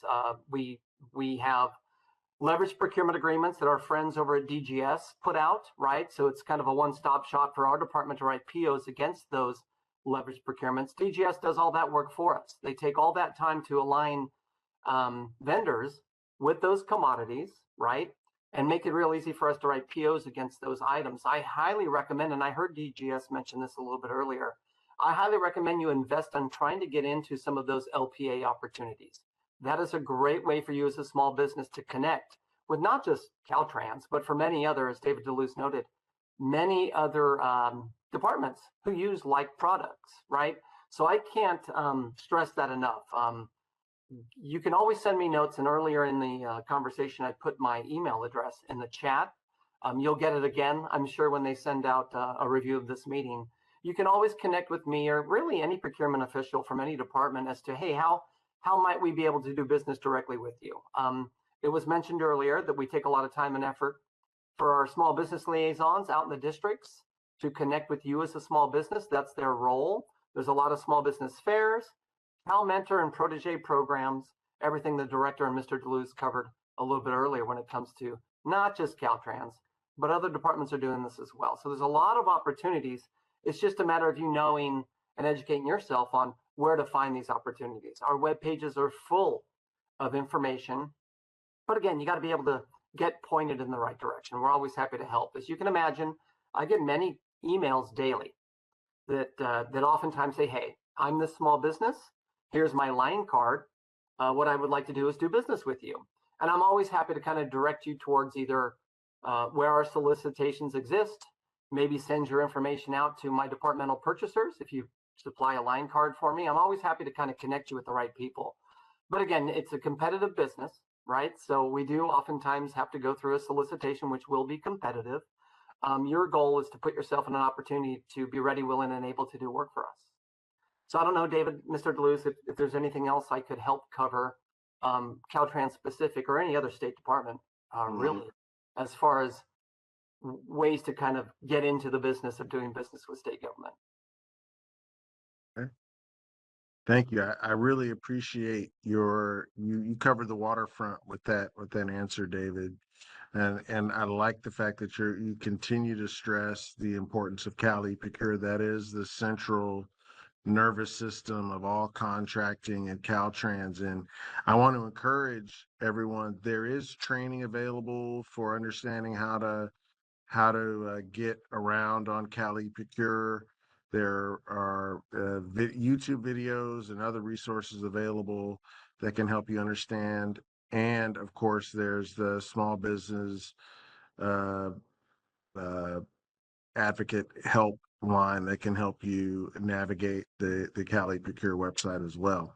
The final question I want to share is from Elijah, and he's a young adult and just has a question. For young adults like him seeking to learn more to decide the best avenue to serve the community within, is there a mentorship program available to recent university graduates, even a pathway for high school students?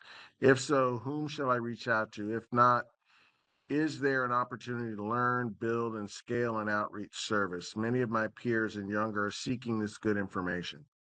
Thank you. Well, I want to begin by thanking Elijah, first of all, for being on the call. You're miles ahead of a lot of your peers because you're already asking all the right questions and you're seeking wisdom. And anyone that seeks wisdom is a smart person. Couple things I want to share with you. If you're looking for a great opportunity to learn, being a graduate student assistant in state service is a great opportunity for you to learn. Every department hires student assistants, grad student assistants, and you can get some great experience and get some great mentors through your time as a graduate student assistant, or even if you're in college as an undergrad doing that. I also want to encourage you to check out the Capital Fellows Program.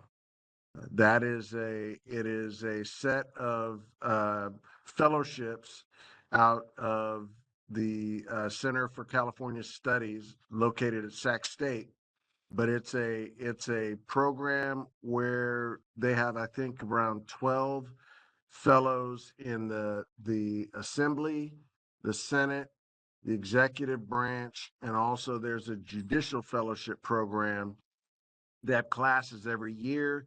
You get paid, you get benefits, and you get graduate school education. These are some of the most prestigious fellowships in the nation. There's state legislative and executive level fellows programs, and also there's the judicial fellowship for those that are interested in going into the law or working in the judicial system.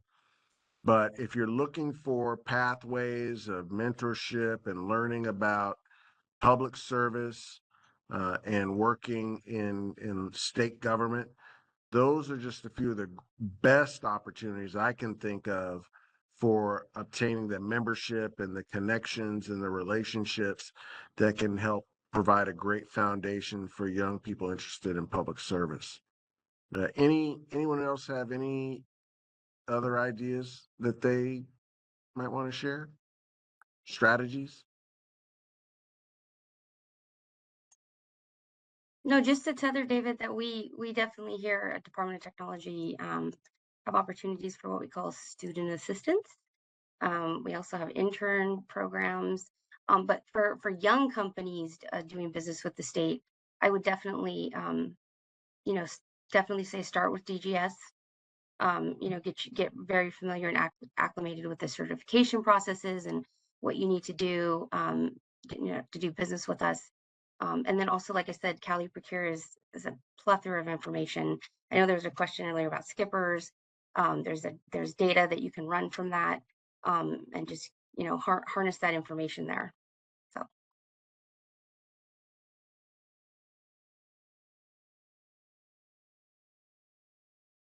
Okay, I do have actually one more question.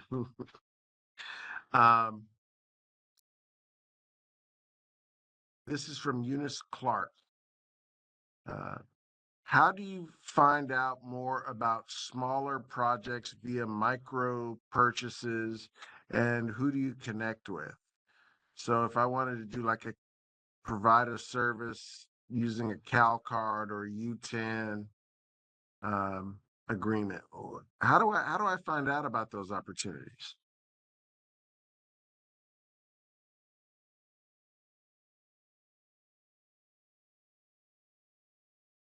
I don't know, Carol, do you have anything to share on that? Yeah, and so again, this is where the state contracting and registration, or skippers, state contracts register, comes in handy, because through skippers you can see what has been previously purchased and by what departments, and you can sort of do some outreach to those departments to see what sort of opportunities are, what sort of things they're buying that may not be competitively bid. Perhaps they're using fair and reasonable, perhaps they're using the SBTVB option. And so when we say, there's a lot of certified firms, and so it's best to market your firm to these departments that are using these kinds of services so that they're aware of your interest and what your product lines or service line. Yeah, Carol, Right. this is David Prismich again, and yeah, specific to Caltrans, she's absolutely correct. Yeah, oftentimes we can use fair and reasonable methods to obtain goods and services, so you won't oftentimes hear too much about that. But we do hold a complete list of commodities that the department purchases, as does Fiscal. So you can look that information up and kind of decipher what it is each department, State Department, buys the most of, perhaps when. And again, address it through small business liaisons out in the districts. And again, you can always send me a note specific to your questions, and we can point you in the right direction.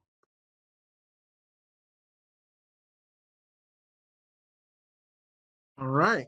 Well, I want to thank everyone for their time and participation and their engagement today.